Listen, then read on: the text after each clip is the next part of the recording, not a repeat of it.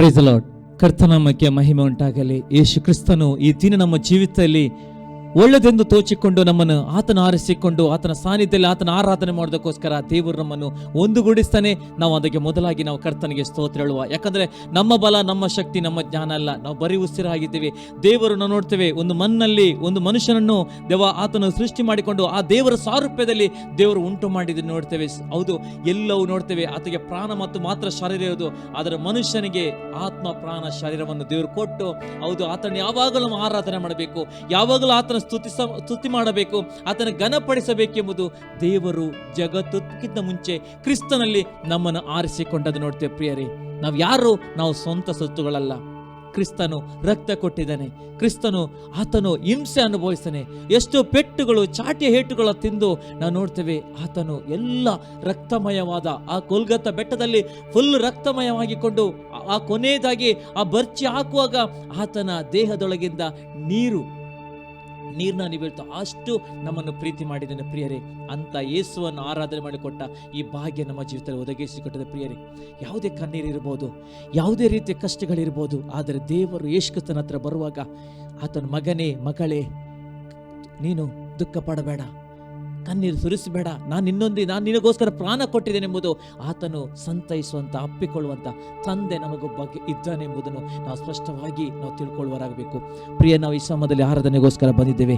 ನಾವು ಕೀರ್ತನೆ ಭಾಗದಲ್ಲಿ 105ನೇ ಕೀರ್ತನೆ ನಾವು 1-2-3 ವಾಕ್ಯ ನೋಡಿದರೆ, ಯೆಹೋವನಿಗೆ ಕೃತಸ್ತುತಿ ಮಾಡಿರಿ, ಆತನ ನಾಮದ ಮಹತ್ವವನ್ನು ವರ್ಣಿಸಿರಿ, ಜನಾಂಗಗಳೇ ಆತನ ಕೃತ್ಯಗಳನ್ನು ಪ್ರಸಿದ್ಧಪಡಿಸಿರಿ, ಆತನನ್ನು ಕೀರ್ತಿಸಿರಿ, ಭಜಿಸಿರಿ, ಆತನ ಅದ್ಭುತ ಕೃತ್ಯಗಳನ್ನು ಧ್ಯಾನಿಸಿರಿ, ಆತನ ಪರಿಶುದ್ಧ ನಾಮದಲ್ಲಿ ಹಿಗ್ಗಿರಿ. ಯೆಹೋವನ ದರ್ಶನವನ್ನು ಕೋರುವರ ಹೃದಯವನ್ನು ಹರ್ಷಿಸಲಿ, ಯೆಹೋವನು ಆತನ ಬಲವನ್ನು ಆಶ್ರಯಿಸಿರಿ, ನಿತ್ಯವೂ ಆತನ ದರ್ಶನವನ್ನು ಅಪೇಕ್ಷಿಸಿರಿ. ಆಮೆನ್. ನಾವು ನಿತ್ಯವೂ ಆತನ ದರ್ಶನವನ್ನು ಅಪೇಕ್ಷಿಸುವರಾಗಬೇಕು. ದೇವ್ರ ವಾಕ್ಯ ಹೇಳ್ತದೆ, ಯೆಹೋವನ ದರ್ಶನವನ್ನು ಕೋರುವರ ಹೃದಯವು ಹರ್ಷಿಸಲಿ. ಯೆಹೋವನ ದರ್ಶನ, ಯೆಹೋವನ ಪ್ರಸನ್ನತೆ, ಆತನ ಮಹಿಮೆಯನ್ನು ನಾವು ಕೋರುವುದು, ನಾವು ಬಯಸುತ್ತಾ ಹಂಬಲಿಸುವರಾಗುವಂತವರ ಕರ್ತನ ಖಂಡಿತವಾಗಿಯೂ ಆತನು ನಮ್ಮ ಹೃದಯ ಇಷ್ಟಾರ್ಥ ನೆರವೇರಿಸ್ತಾನೆ. ಯಾಕಂದ್ರೆ 150ನೇ ಕೀರ್ತನೆಯಲ್ಲಿ ನೋಡ್ತೇವೆ, ಆತನಿಗೆ ಕೃತಸ್ತುತಿ ಮಾಡಬೇಕಂತೆ. ಆತನ ನಾಮದಲ್ಲಿರುವಂತಹ ಘನತೆ, ಆತನ ನಾಮದಲ್ಲಿರುವಂತಹ ಮಹಿಮೆಯನ್ನು ನಾವು ಎತ್ತಿ ನಾವು ಕೊಂಡಾಡೋರಾಗಬೇಕು. ನಾವು ನೋಡ್ತೇವೆ ಅದ್ಭುತ ಕೃತ್ಯಗಳು ನಮ್ಮೊಬ್ಬರ ಜೀವಿತದಲ್ಲೂ, ನಮ್ಮ ಪ್ರತಿಯೊಂದು ಪರಿಸ್ಥಿತಿಯಲ್ಲೂ ಆತನು ಎಷ್ಟೊಂದು ಅದ್ಭುತ ಮಾಡಿದ್ದಾನೆ ನಾವು ಧ್ಯಾನಿಸಿಕೊಂಡು ನಾವು ಆತನಿಗೆ ಸ್ತೋತ್ರ ಸಲ್ಲಿಸೋರಬೇಕೆಂಬುದು ಕೀರ್ತನೆಗಾರನಲ್ಲಿ ಬರೆದು ನೋಡ್ತೇವೆ. ಪ್ರಿಯರೇ, ಹೌದು, ನಮ್ಮ ದೇವರು ಪ್ರತಿನಿತ್ಯವೂ ಅದ್ಭುತ ಮಾಡಲಿಕ್ಕೆ ಆತನು ಶಕ್ತನಾಗಿದ್ದಾನೆ. ನಾವು ಪೂರ್ಣ ನಂಬಿಕೆ ಆತನ ಮೇಲೆ ಇಡಬೇಕು. ಹೌದು, ನನ್ನ ದೇವರು ಅಸಾಧ್ಯವನ್ನು ಸಾಧ್ಯ ಮಾಡೋದು ದೇವರಾಗಿದ್ದಾನೆ. ಯಾವ ರೀತಿ ನಾವು ನೋಡ್ತೇವೆ, ಐಗುಪ್ತದಲ್ಲಿ ಆ ಇಸ್ರೇಲ್ ಜನರ ಕಣ್ಣೀರನ್ನು ನೋಡಿಕೊಂಡು ನಾವು ನೋಡ್ತೇವೆ, ಅವರು ಬಿಟ್ಟು ಕೆಲಸ 24 ಗಂಟೆ ತಾಸುಗಳು ಕೆಲಸ ಮಾಡುವಾಗ ಅವರ ಕಣ್ಣೀರು, ಅವರ ರೋದನೆ ಕೇಳಿಕೊಂಡು ದೇವರು ಮೋಶೆಯನ್ನು ಕರೆದುಕೊಂಡು ಅಲ್ಲಿಂದ ಬಿಡುಗಡೆ ಕೊಟ್ಟದ್ದು ನೋಡ್ತೇವೆ. ಪ್ರಿಯರೇ, ಇವತ್ತು ನಾವು ದೇವರ ಸಾನ್ನಿಧ್ಯದಲ್ಲಿ ಕೂಗುವುದಾದರೆ, ದೇವರ ಸಾನ್ನಿಧ್ಯದಲ್ಲಿ ಮೊರೆ ಇಡುವುದಾದರೆ, ದೇವರ ಸಾನ್ನಿಧ್ಯದಲ್ಲಿ ಆರಾಧಿಸುವುದಾದರೆ, ದೇವರ ಸಾನ್ನಿಧ್ಯದಲ್ಲಿ ಪ್ರಾರ್ಥಿಸುವುದಾದರೆ, ದೇವರು ಖಂಡಿತ ನಮ್ಮ ಪ್ರಾರ್ಥನೆ ತಿರಸ್ಕಾರ ಮಾಡುವುದಿಲ್ಲ. ದೇವರು ನಮ್ಮ ಪ್ರಾರ್ಥನೆ ಕೇಳ್ತಾನೆ. ಯಾಕಂದ್ರೆ ನಮ್ಮನ್ನು ಸೃಷ್ಟಿ ಮಾಡಿ ದೇವರು ಆತನಾಗಿದ್ದಾನೆ. ಆತ ನಮಗಿಲ್ಲದಿದ್ದರೆ ನಾವು ಬದುಕಲಿಕ್ಕೆ ಒಂದು ಕ್ಷಣವೂ ಬದುಕಲಿಕ್ಕೆ ಸಾಧ್ಯವಿಲ್ಲ. ಪ್ರಿಯರೇ, ಆತನು ಪ್ರತಿ ಕ್ಷಣ ನಮ್ಮನ್ನು ನಡೆಸುವಂತ ದೇವರಾಗಿ, ಅದ್ಭುತ ಮಾಡೋದ ದೇವರಾಗಿದ್ದಾನೆ. ನಾವು ಆತನಿಗೋಸ್ಕರ ನಮ್ಮ ಜೀವಿತವನ್ನು ಒಪ್ಪಿಸಿಕೊಡೋಣ ಪ್ರಿಯರೇ. ಯಾಕಂದರೆ ಕೀರ್ತನೆಗಾರನದ ಪ್ರತಿಯೊಂದು ಕೀರ್ತನೆಯಲ್ಲಿ ನೋಡ್ತೇವೆ, ಆತನು ಸ್ತುತಿ ಮಾಡಬೇಕು, ಆತನು ಆರಾಧನೆ ಮಾಡಬೇಕು, ಆತನು ಕೀರ್ತಿಸಿ ಘನಪಡಿಸುವರಾಗಬೇಕೆಂಬುದು ನಮ್ಮ ಕಣ್ಣುಗಳನ್ನು ಮುಚ್ಚಿಕೊಳ್ಳುವ. ನಾವು ನಮ್ಮ ಜೀವಿತದ ಪ್ರತಿ ದಿನವನ್ನು ಜ್ಞಾಪಿಸಿಕೊಳ್ಳುವ. ನಾನು ಯಾವ ರೀತಿ ನಡೆದುಕೊಂಡಿದ್ದೇನೆ, ಕಳೆದ ದಿವಸ ನನ್ನ ಜೀವಿತದಲ್ಲಿ ನಾನು ಯಾವ ರೀತಿ ನಡ್ಕೊಂಡು ದೇವರೊಟ್ಟಿಗೆ ಯಾವ ರೀತಿ ನನ್ನ ಸಂಬಂಧವಿದೆ ಎಂಬುದು ನಾವು ಯೋಚಿಸುವ. ಈ ಸಮಯದಲ್ಲಿ ನಾವು ಪರಿಪೂರ್ಣ ಕಣ್ಣುಗಳ ಮುಚ್ಚಿಕೊಂಡು ಪ್ರಾರ್ಥನೆ ಪೂರ್ವಕವಾಗಿ ಈ ಆರಾಧನೆಗೆ ನಮ್ಮನ್ನು ಒಪ್ಪಿಸಿಕೊಡೋಣ.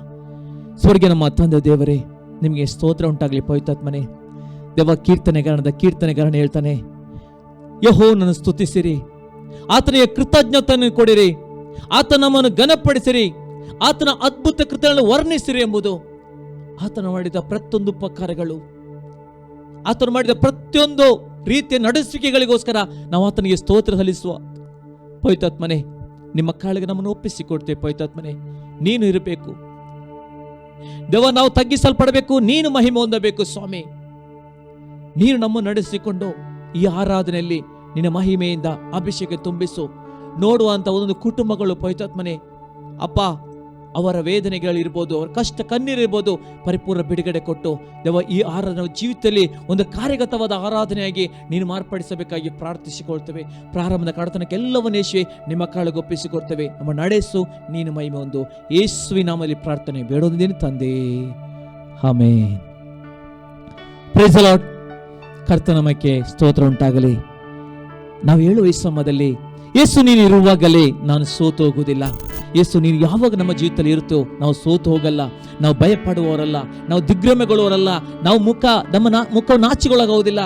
ಯಾಕಂದ್ರೆ ಯೋವೇಲ ಪ್ರವಾದನ ಗ್ರಂಥದ ಹೇಳ್ತಿದೆ, ಹೌದು, ನಿನಗುಂಟಾದ ಅವಮಾನಕ್ಕೆ ಬದಲಾಗಿ ದೇವರು 2ರಷ್ಟು, ಹೌದು, ಯಾವ ಆ ಗುಂಪು ಮಾಡುತ್ತೆ, ಸಣ್ಣ ಮಾಡುತ್ತೆ, ಚೂರು ಮಾಡುತ್ತೆ, ಅಂತ ತಿಂದ ವರ್ಷ ನಾನು ನಿಮಗೆ ಕಟ್ಟಿಕೊಡ್ತೇನೆ. ನನ್ನ ಮಕ್ಕಳು ಎಂದಿಗೂ ಆಶಾಭಂಗ ಪಡುವುದೇ ಇಲ್ಲ ಎಂಬುದು ದೇವರು ನಮ್ಮನ್ನು ಆಶದ ನಿಧಿಯನ್ನಾಗಿ, ಅಬ್ರಾಮನ, ಯಾಕೋಬನ, ಇಸಾಕನ ಆಶದನ್ನು ನಮ್ಮ ಜೀವಿತದಲ್ಲಿ ಆತನು ಒದಗಿಸಿಕೊಳ್ಳಿಕ್ಕೆ ಶಕ್ತಿ ಮಾಡುತ್ತೆ. ಅಂತ ದೇವರ ಸಮಯದಲ್ಲಿ ನಾವು ಆತನನ್ನು ಕೊಂಡಾಡೋಣ, ಆತನಿಗೆ ಮಹಿಮೆಯನ್ನು ಸಲ್ಲಿಸೋಣ. ಥ್ಯಾಂಕ್ ಯು ಗಾಡ್ ರಾಜ. O Jesus Lord, hallelujah. O ಲಬ್ಬ ಜೀಸಸ್.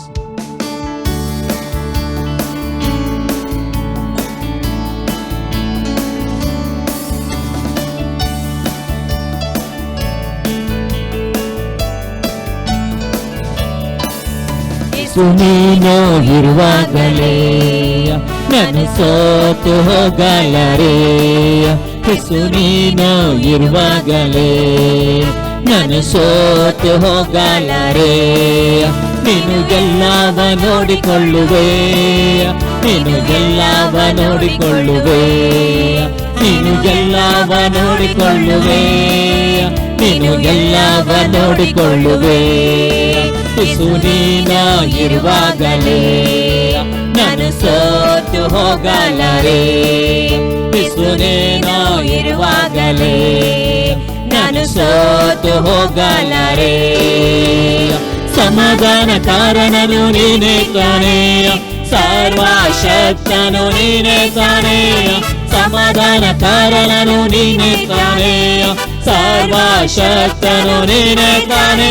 ಯೇಸು ನೀನು ಇರುವಾಗಲೇ ನಾನು ಸೋತು ಹೋಗಲಾರೆ. ಯೇಸು ನೀನು ಇರುವಾಗಲೇ ನಾನು ಸೋತು ಹೋಗಲಾರೆ. ಅದ್ಭುತ ದೇವರು ನೀನೇ ತಾನೇ, ಆಲೋಚನೆ ಕರ್ತನು ನೀನೇ ತಾನೇ.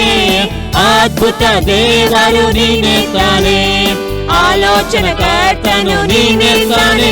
ಯೇಸು ನೀನು ಇರುವಾಗಲೇ ನಾನು ಸೋತು ಹೋಗಲಾರೆ. ಯೇಸು ನೀನು ಇರುವಾಗಲೇ ನಾನು ಸೋತು ಹೋಗಲಾರೆ. ಶಾರನ್ ಗುಲಾಬಿಯು ನೀನೇ ತಾನೇ, ತಾಗಿನ ತಾವರೆಯೋ ನೀನೇ ತಾನೇ. ಶಾರನ್ ಗುಲಾಬಿಯೋ ನೀನೇ ತಾನೇ, ತಾಗಿನ ತಾವರೆಯೋ ನೀನೇ ತಾನೇ. ಯೇಸು ನೀನು ಇರುವಾಗಲೇ ನಾನು ಸೋತು ಹೋಗಲಾರೆ. ಯೇಸು ನೀನು ಇರುವಾಗಲೇ ನಾನು ಸೋತು ಹೋಗಲಾರೆ. ಲೋಕದ ಬೆಳಕು ನೀನೇ ತಾನೇ, ರಕ್ಷಣಾ ಕರ್ತನು ನೀನೇ ತಾನೇ. ಲೋಕದ ಬೆಳಕು ನೀನೇ ತಾನೇ, ರಕ್ಷಣಾ ಕರ್ತನು ನೀನೇ ತಾನೇ.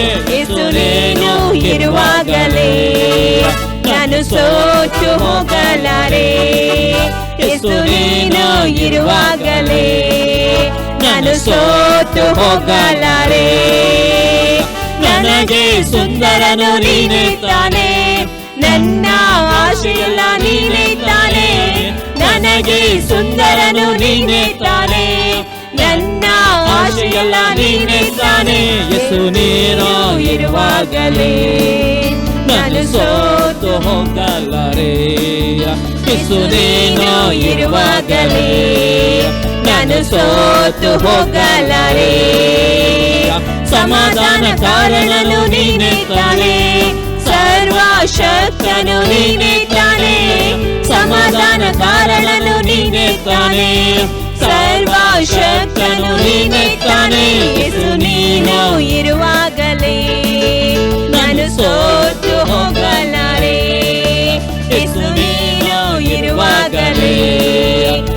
ಸೋತು ಹೋಗಲಾರೆ. ಲೋಕದ ಬೆಳಕು ನೀನೇ ತಾನೇ, ರಕ್ಷಣಾ ಕರ್ತನು ನೀನೇ ತಾನೇ. ಲೋಕದ ಬೆಳಕು ನೀನೇ ತಾನೇ, ರಕ್ಷಣಾ ಕರ್ತನು ನೀನೇ ತಾನೇ. ಯೇಸು ನೀನು ಇರುವಾಗಲೇ ನಾನು ಸೋತು ಹೋಗಲಾರೆ. ಯೇಸು ನೀನು ಇರುವಾಗಲೇ ನಾನು ಸೋತು ಹೋಗಲಾರೆ.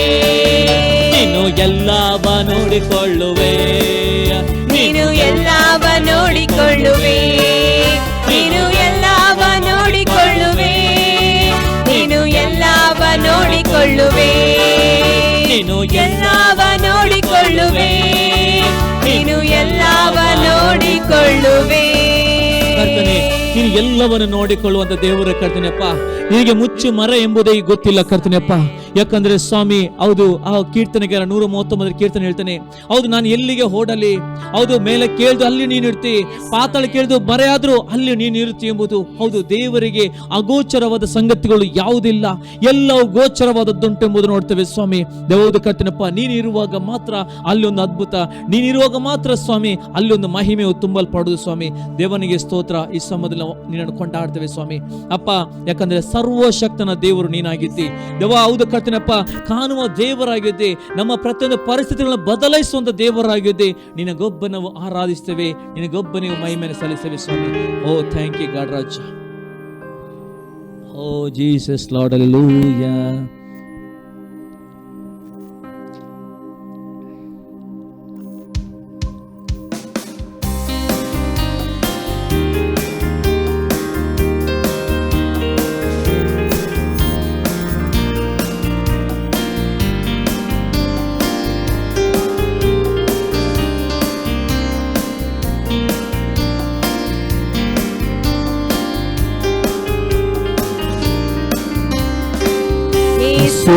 ನಿನ್ನ ಆರಾಧಿಸುವೆ, ಕರ್ತನೇ ನಿನ್ನ ಕೊಂಡಾಡುವೆ. ಆತ್ಮದಿಂದಲೂ ಸತ್ಯದಿಂದಲೂ ನಿನ್ನನೇ ನಾನು ಆರಾಧಿಸುವೆ. ಆತ್ಮದಿಂದಲೂ ಸತ್ಯದಿಂದಲೂ ನಿನ್ನನೇ ನಾನು ಆರಾಧಿಸುವೆ. ಅಪ್ಪ ನಿನಗೆ ಆರಾಧನೆ, ರಾಜ ನಿನಗೆ ಆರಾಧನೆ. ಅಪ್ಪ ನಿನಗೆ ಆರಾಧನೆ, ರಾಜ ನಿನಗೆ ಆರಾಧನೆ. ಯೇಸುವೇ ನಿನ್ನ ಆರಾಧಿಸುವೆ, ಕರ್ತನೇ ನಿನ್ನ ಕೊಂಡಾಡುವೆ. ಆತ್ಮದಿಂದಲೂ ಸತ್ಯದಿಂದಲೂ ನಿನ್ನನೇ ನಾನು ಆರಾಧಿಸುವೆ. ಆತ್ಮದಿಂದಲೂ ಸತ್ಯದಿಂದಲೂ ನಿನ್ನನೇ ನಾನು ಆರಾಧಿಸುವೆ. ಸರ್ವಶಕ್ತನು ನೀನೇ, ನನಗೆಲ್ಲವ ಒದಗಿಸಿದೆ. ಕಾಣುವ ದೇವರು ನೀನೇ, ನನ್ನ ಕಣ್ಣೀರ ಹೊರಿಸಿರುವೆ. ಸರ್ವಶಕ್ತನು ನೀನೇ, ನನಗೆಲ್ಲವ ಒದಗಿಸಿದೆ. ಕಾಣುವ ದೇವರು ನೀನೇ, ನನ್ನ ಕಣ್ಣೀರ ಹೊರಿಸಿರುವೆ. ಇದುವರೆಗೂ ನನ್ನ ಕಾಯ್ದು ನಡೆಸಿದ ಜೊತೆಗಿರುವ ದೇವರು ನೀನೇ. ಇದುವರೆಗೂ ನನ್ನ ಕಾಯ್ದು ನಡೆಸಿದ ಜೊತೆಗಿರುವ ದೇವರು ನೀನೇ. ಅಪ್ಪ ನಿಮಗೆ ಆರಾಧನೆ, ರಾಜ ನಿಮಗೆ ಆರಾಧನೆ. ಅಪ್ಪ ನಿಮಗೆ ಆರಾಧನೆ, ರಾಜ ನಿನಗೆ ಆರಾಧನೆ. ಯೇಸುವೇ ನಿನ್ನ ಆರಾಧಿಸುವೆ, ಕರ್ತನೇ ನಿನ್ನ ಕೊಂಡಾಡುವೆ. ಆತ್ಮದಿಂದಲೂ ಸತ್ಯದಿಂದಲೂ ನಿನ್ನನೇ ನಾನು ಆರಾಧಿಸುವೆ. ಆತ್ಮದಿಂದಲೂ ಸತ್ಯದಿಂದಲೂ ನಿನ್ನನೇ ನಾನು ಆರಾಧಿಸುವೆ. ಆರೋಗ್ಯದಾಯಕ ನೀನೇ, ನಿನ್ನ ಗಾಯದಿಂದ ಗುಣವಾದೆನು. ನೀತಿಯ ದೇವರು ನೀನೇ, ನಿನ್ನ ರಕ್ತದಿಂದ ಶುದ್ಧನಾದೆನು. ಆರೋಗ್ಯದಾಯಕ ನೀನೇ, ನಿನ್ನ ಗಾಯದಿಂದ ಗುಣವಾದೆನು. ನೀತಿಯ ದೇವರು ನೀನೇ, ನಿನ್ನ ರಕ್ತದಿಂದ ಶುದ್ಧನಾದೆನು. ನಿನ್ನ ಐಶ್ವರ್ಯದಿಂದ ನನ್ ಕೊರತೆ ನೀಗಿ ಮಹಿಮೆಯ ರಾಜನು ನೀನೇ. ನಿನ್ನ ಐಶ್ವರ್ಯದಿಂದ ನನ್ ಕೊರತೆ ನೀಗಿಸಿ ಮಹಿಮೆಯ ರಾಜನು ನೀನೇ. ಅಪ್ಪ ನಿಮಗೆ ಆರಾಧನೆ, ರಾಜ ನಿಮಗೆ ಆರಾಧನೆ. ಅಪ್ಪ ನಿಮಗೆ ಆರಾಧನೆ, ರಾಜ ನಿಮಗೆ ಆರಾಧನೆ. ಯೇಸುವೇ ನಿನ್ನನ್ನು ಆರಾಧಿಸುವೆ, ಕರ್ತನೇ ನಿನ್ನ ಕೊಂಡಾಡುವೆ. ಆತ್ಮದಿಂದಲೂ ಸತ್ಯದಿಂದಲೂ ನಿನ್ನನೇ ನಾನು ಆರಾಧಿಸುವೆ. ಆತ್ಮದಿಂದಲೂ ಸತ್ಯದಿಂದಲೂ ನಿನ್ನನೇ ನಾನು ಆರಾಧಿಸುವೆ. ಜೀವವುಳ್ಳ ದೇವರು ನೀನೇ, ನನಗೆ ಹೊಸ ಜೀವ ನೀಡಿರುವೆ. ಮಹಾಪರಿಶುದ್ಧ ದೇವರು ನೀನೇ, ನನ್ನ ಪರಿಶುದ್ಧ ಮಾಡಿರುವೆ. ಜೀವವುಳ್ಳ ದೇವರು ನೀನೇ, ನನಗೆ ಹೊಸ ಜೀವ ನೀಡಿರುವೆ. ಮಹಾಪರಿಶುದ್ಧ ದೇವರು ನೀನೇ, ನನ್ನ ಪರಿಶುದ್ಧ ಮಾಡಿರುವೆ. ಮರಣವ ಜಯಿಸಿ ಜೀವದಿಂದ ಎದ್ದ ನನ್ನಯ ದೇವರು ನೀನೇ. ಮರಣವ ಜಯಿಸಿ ಜೀವದಿಂದ ಎದ್ದ ನನ್ನಯ ದೇವರು ನೀನೇ. ಅಪ್ಪ ನಿಮಗೆ ಆರಾಧನೆ, ರಾಜ ನಿಮಗೆ ಆರಾಧನೆ. ಅಪ್ಪ ನಿಮಗೆ ಆರಾಧನೆ, ರಾಜ ನಿಮಗೆ ಆರಾಧನೆ. ಯೇಸುವೇ ನಿನ್ನನ್ನು ಆರಾಧಿಸುವೆ, ಕರ್ತನೇ ನಿನ್ನ ಕೊಂಡಾಡುವೆ. ಆತ್ಮದಿಂದಲೂ ಸತ್ಯದಿಂದಲೂ ನಿನ್ನನೇ ನಾನು ಆರಾಧಿಸುವೆ. ಆತ್ಮದಿಂದಲೂ ಸತ್ಯದಿಂದಲೂ ನಿನ್ನನೇ ನಾನು ಆರಾಧಿಸುವೆ. ಸರ್ವಶಕ್ತನು ನೀನೇ, ನನಗೆಲ್ಲವ ಒದಗಿಸಿದೆ. ಕಾಣುವ ದೇವರು ನೀನೇ, ನನ್ನ ಕಣ್ಣೀರ ಒರೆಸಿರುವೆ. ಸರ್ವಶಕ್ತನು ನೀನೇ, ನನಗೆಲ್ಲವ ಒದಗಿಸಿದೆ. ಕಾಣುವ ದೇವರು ನೀನೇ, ನನ್ನ ಕಣ್ಣೀರ ಒರೆಸಿರುವೆ. ಇದುವರೆಗೂ ನನ್ನ ಕಾಯ್ದು ನಡೆಸಿದ ಜೊತೆಗಿರುವ ದೇವರು ನೀನೇ. ಇದುವರೆಗೂ ನನ್ನ ಕಾಯ್ದು ನಡೆಸಿದ ಜೊತೆಗಿರುವ ದೇವರು ನೀನೇ. ಅಪ್ಪ ನಿಮಗೆ ಆರಾಧನೆ, ರಾಜ ನಿಮಗೆ ಆರಾಧನೆ. ಅಪ್ಪ ಯೇಸುವೇ ನೀವೊಬ್ಬನ ಆರಾಧಿಸಬೇಕು, ಕಠಿಣಪ್ಪ ರಾಜ. ರಾಜ ನೀವೊಬ್ಬನ ಆರಾಧನೆ ಮಾಡ್ತೇವೆ ಸ್ವಾಮಿ. ಅಪ್ಪ ನಿಮಗೆ ಮಹಿಮೆ. ಯೇಸುವೇ ನೀವೊಬ್ಬನ ಆರಾಧಿಸ್ತೇನೆ. ನೀನು ಸರ್ವೋತ್ತಮ ದೇವರಾಗಿದ್ದಿ ಕರ್ತನಪ್ಪ. ನೀನು ನೀತಿಯ ರಾಜನಾಗಿದ್ದಿ ಸ್ವಾಮಿ. ಆರೋಗ್ಯ ಗಾಯಕನ ದೇವರಾಗಿದ್ದೆ. ಗಾಯದಿಂದ ಪ್ರತಿಯೊಂದು ನೀನು ನಮ್ಮನ್ನು ಗುಣಪಡಿಸಿದ ದೇವರಾಗಿದ್ದೆ. ಸೈತಾನ ತಲೆಯನ್ನು ಜಜ್ಜಿದಂತ ದೇವರಾಗಿದ್ದಿ ಸ್ವಾಮಿ. ಮೃತ್ಯು ಮೇಲೆ ಜಯವನ್ನು ಹೊಂದಿದ ದೇವರಾಗಿದ್ದಿ ಸ್ವಾಮಿ. ನಿನಗ ಆರಾಧನೆ, ನಿನಗೊಬ್ಬನಿಗೆ ಆರಾಧನೆ, ನಿನಗೊಬ್ಬನನ್ನು ಆರಾಧಿಸ್ತೇವೆ ಸ್ವಾಮಿ. ನೀವು ನಮ್ಮನ್ನು ಗುಣಪಡಿಸ್ತೇವೆ ಸ್ವಾಮಿ. ಯಾಕಂದ್ರೆ ಆರಾಧನೆ ಮಧ್ಯದಲ್ಲಿ ಇರುವಂತ ದೇವರು ಸ್ವಾಮಿ. ದೇವ ಎಲ್ಲಿ ಸ್ತುತಿ ಉಂಟು, ಎಲ್ಲ ಆರಾಧನೆ ಉಂಟು, ಅಲ್ಲಿ ಬಿಡುಗಡೆ ಉಂಟು ಸ್ವಾಮಿ. ಎಲ್ಲಿ ಆರಾಧಿಸರು ಸ್ವಾಮಿ, ಎಲ್ಲ ಅಂಧಕಾರ ಶಕ್ತಿಗಳು ಮುರಿದೋಗುದು ಸ್ವಾಮಿ. ಎಲ್ಲಿ ನಿನ್ನನ್ನು ಸ್ತುತಿಸಿ ನಿನ್ನ ನಾಮ ಕೊಂಡಾಡುತ್ತಾರೆ ಸ್ವಾಮಿ, ಅಲ್ಲಿ ನಿನ್ನ ಅದ್ಭುತ ಕಾರ್ಯಗಳಾಗುವುದು ಕರ್ತನಪ್ಪ. ದೇವ ನಿನಗೊಬ್ಬನಿಗೆ ಆರಾಧನೆ. ದೇವ ನಾವು ಹೇಳುತ್ತೇವೆ ಸ್ವಾಮಿ ಸಮಯದಲ್ಲಿ. ದೇವದ ಕರ್ತನಪ್ಪ ನೀನು ಹೇಳುವುದನ್ನೇ ನಾನೇ ಹೌದು ಸ್ವಾಮಿ ಮಾಡುತ್ತೇನೆ ಕರ್ತನಪ್ಪ. ನಿನ್ನ ಪಾದವನ್ನು ಮಾತ್ರ ನಾವು ಹಿಡುತ್ತೇವೆ ಸ್ವಾಮಿ. ನಿನ್ನ ದಾರಿಯನ್ನೇ ನಾವು ನಡೆಯುತ್ತೇವೆ ಎಂಬುದು ದೇವ ಪರಿಪೂರ್ಣವಾಗಿ ನಿನ್ನ ನಾಮವನ್ನು ಕೊಂಡಾಡ್ತೇವೆ. ಯಾಕಂದ್ರೆ ಅದ್ಭುತದಲ್ಲಿ ಅದ್ಭುತ ಸ್ವರೂಪನ ದೇವರು ನೀನಾಗಿದ್ದೆ ಕರ್ತನಪ್ಪ. ರಾಜ ನಿಮಗೆ ಮಹಿಮೆ. ಕರ್ತನ ನಿಮಗೊಬ್ಬನಿಗೆ ನಾವು ಆರಾಧಿಸ್ತೇವೆ ಸ್ವಾಮಿ. ಹೋಲಿ ಸ್ಪಿರಿಟ್ ಜೀಸಸ್ ಲಾರ್ಡ್ ಹಲ್ಲೆಲೂಯಾ.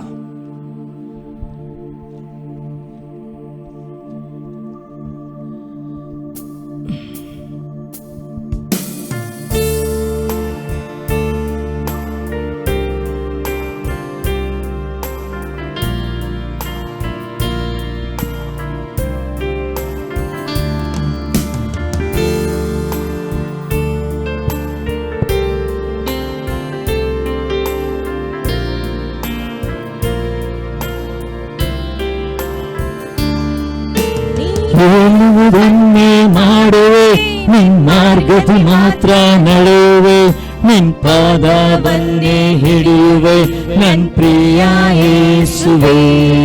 ನೀ ಹೇಳುವುದನ್ನೇ ಮಾಡುವೆ, ನಿನ್ ಮಾರ್ಗದಿ ಮಾತ್ರ ನಡೆಯುವೆ, ನಿನ್ ಪಾದವನ್ನೇ ಹಿಡಿಯುವೆ ನನ್ ಪ್ರಿಯ ಯೇಸುವೆ. ಆರಾಧನೆ ಯೇಸುವಿಗೆ,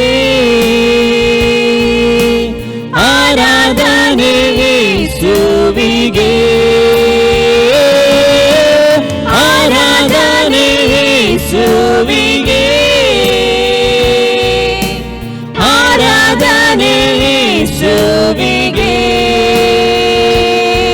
ನೀ ಹೇಳುವುದನ್ನೇ ಮಾಡುವೆ, ನಿನ್ ಮಾರ್ಗದಿ ಮಾತ್ರ ನಡೆಯುವೆ, ನಿನ್ ಪಾದವನ್ನೇ ಹಿಡಿಯುವೆ ನನ್ ಪ್ರಿಯ ಯೇಸುವೆ. ನೀ ಹೇಳುವುದನ್ನೇ ಮಾಡುವೆ, ನಿನ್ ಮಾರ್ಗದಿ ಮಾತ್ರ ನಡೆಯುವೆ, ನಿನ್ ಪಾದವನ್ನೇ ಹಿಡಿಯುವೆ ನನ್ ಪ್ರಿಯ ಯೇಸುವೆ. ಕಡಲ ಮೇಲೆ ನಡೆದ ನಿನ್ನ ಅದ್ಭುತ ಪಾದವು ನನ್ನ ಸಂಗಡ ಬರುವುದರಿಂದ ಭಯವೇ ಇಲ್ಲವೇ. ಗಾಳಿ ಸಮುದ್ರ ಅಡಗಿಸಿದ ನಿನ್ನ ಅದ್ಭುತ ಶಕ್ತಿಯು ನನ್ನ ಸಂಗಡ ಇರುವುದರಿಂದ ಭಯವೇ ಇಲ್ಲವೇ. ಕಡಲ ಮೇಲೆ ನಡೆದ ನಿನ್ನ ಅದ್ಭುತ ಪಾದವು ನನ್ನ ಸಂಗಡ ಬರುವುದರಿಂದ ಭಯವೇ ಇಲ್ಲವೇ. ಗಾಳಿ ಸಮುದ್ರ ಅಡಗಿಸಿದ ನಿನ್ನ ಅದ್ಭುತ ಶಕ್ತಿಯು ನನ್ನ ಸಂಗಡ ಇರುವುದರಿಂದ ಭಯವೇ ಇಲ್ಲವೇ. ಆರಾಧನೆ ಯೇಸುವಿಗೆ, ಆರಾಧನೆ ಯೇಸುವಿಗೆ, ಆರಾಧನೆ ಯೇಸುವಿಗೆ, ಆರಾಧನೆ ಯೇಸುವಿಗೆ. ನೀ ಹೇಳುವುದನ್ನೇ ಮಾಡುವೆ, ನಿನ್ ಮಾರ್ಗದಿ ಮಾತ್ರ ನಡೆಯುವೆ, ನಿನ್ ಪಾದವನ್ನೇ ಹಿಡಿಯುವೆ ನನ್ ಪ್ರಿಯ ಯೇಸುವೆ. ನೀ ಹೇಳುವುದನ್ನೇ ಮಾಡುವೆ, ನಿನ್ ಮಾರ್ಗದಿ ಮಾತ್ರ ನಡೆಯುವೆ, ನಿನ್ ಪಾದವನ್ನೇ ಹಿಡಿಯುವೆ ನನ್ ಪ್ರಿಯ ಯೇಸುವೆ. ಮಾರ್ಗವೆಲ್ಲ ಅಂಧಕಾರ ತುಂಬಿಕೊಂಡರು, ಬೆಳಕು ಚೆಲ್ಲೋ ಯೇಸು ಇರಲು ಭಯವೇ ಇಲ್ಲವೇ. ಫರೋನ ಸೈನ್ಯ ಹಿಂದಟ್ಟಿ ಬಂದು ಸುತ್ತಿಕೊಂಡರು, ದಾರಿ ತೋರೋ ಯೇಸು ಇರಲು ಭಯವೇ ಇಲ್ಲವೇ. ಮಾರ್ಗವೆಲ್ಲ ಅಂಧಕಾರ ತುಂಬಿಕೊಂಡರು, ಬೆಳಕು ಚೆಲ್ಲೋ ಯೇಸು ಇರಲು ಭಯವೇ ಇಲ್ಲವೇ. ಫರೋನ ಸೈನ್ಯ ಹಿಂದಟ್ಟಿ ಬಂದು ಸುತ್ತಿಕೊಂಡರು, ದಾರಿ ತೋರೋ ಯೇಸು ಇರಲು ಭಯವೇ ಇಲ್ಲವೇ. ಆರಾಧನೆ ಯೇಸುವಿಗೆ, ಆರಾಧನೆ ಯೇಸುವಿಗೆ, ಆರಾಧನೆ ಯೇಸುವಿಗೆ, ಆರಾಧನೆ ಯೇಸುವಿಗೆ. ನೀ ಹೇಳುವುದನ್ನೇ ಮಾಡುವೆ, ನಿನ್ ಮಾರ್ಗದಿ ಮಾತ್ರ ನಡೆಯುವೆ, ನಿನ್ ಪಾದವನ್ನೇ ಹಿಡಿಯುವೆ ನನ್ ಪ್ರಿಯ ಯೇಸುವೆ. ನೀ ಹೇಳುವುದನ್ನೇ ಮಾಡುವೆ, ನಿನ್ ಮಾರ್ಗದಿ ಮಾತ್ರ ನಡೆಯುವೆ, ನಿನ್ ಪಾದವನ್ನೇ ಹಿಡಿಯುವೆ ನನ್ ಪ್ರಿಯ ಯೇಸುವೆ. ಕಡಲ ಮೇಲೆ ನಡೆದ ನಿನ್ನ ಅದ್ಭುತ ಪಾದವು ನನ್ನ ಸಂಗಡ ಬರುವುದರಿಂದ ಭಯವೇ ಇಲ್ಲವೇ. ಗಾಳಿ ಸಮುದ್ರ ಅಡಗಿಸಿದ ನಿನ್ನ ಅದ್ಭುತ ಶಕ್ತಿಯು ನನ್ನ ಸಂಗಡ ಇರುವುದರಿಂದ ಭಯವೇ ಇಲ್ಲವೇ.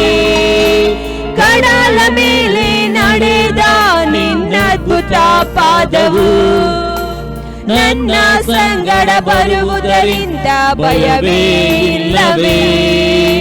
ಗಾಳಿ ಸಮುದ್ರ ಅಡಗಿಸಿದ ನಿನ್ನದ್ಭುತ ಶಕ್ತಿಯು ನನ್ನ ಸಂಗಡ ಇರುವುದರಿಂದ ಭಯವೇ ಇಲ್ಲವೇ. ಆರಾಧನೆ ಯೇಸುವಿಗೆ, ಆರಾಧನೆ ಯೇಸುವಿಗೆ, ಆರಾಧನೆ ಯೇಸುವಿಗೆ,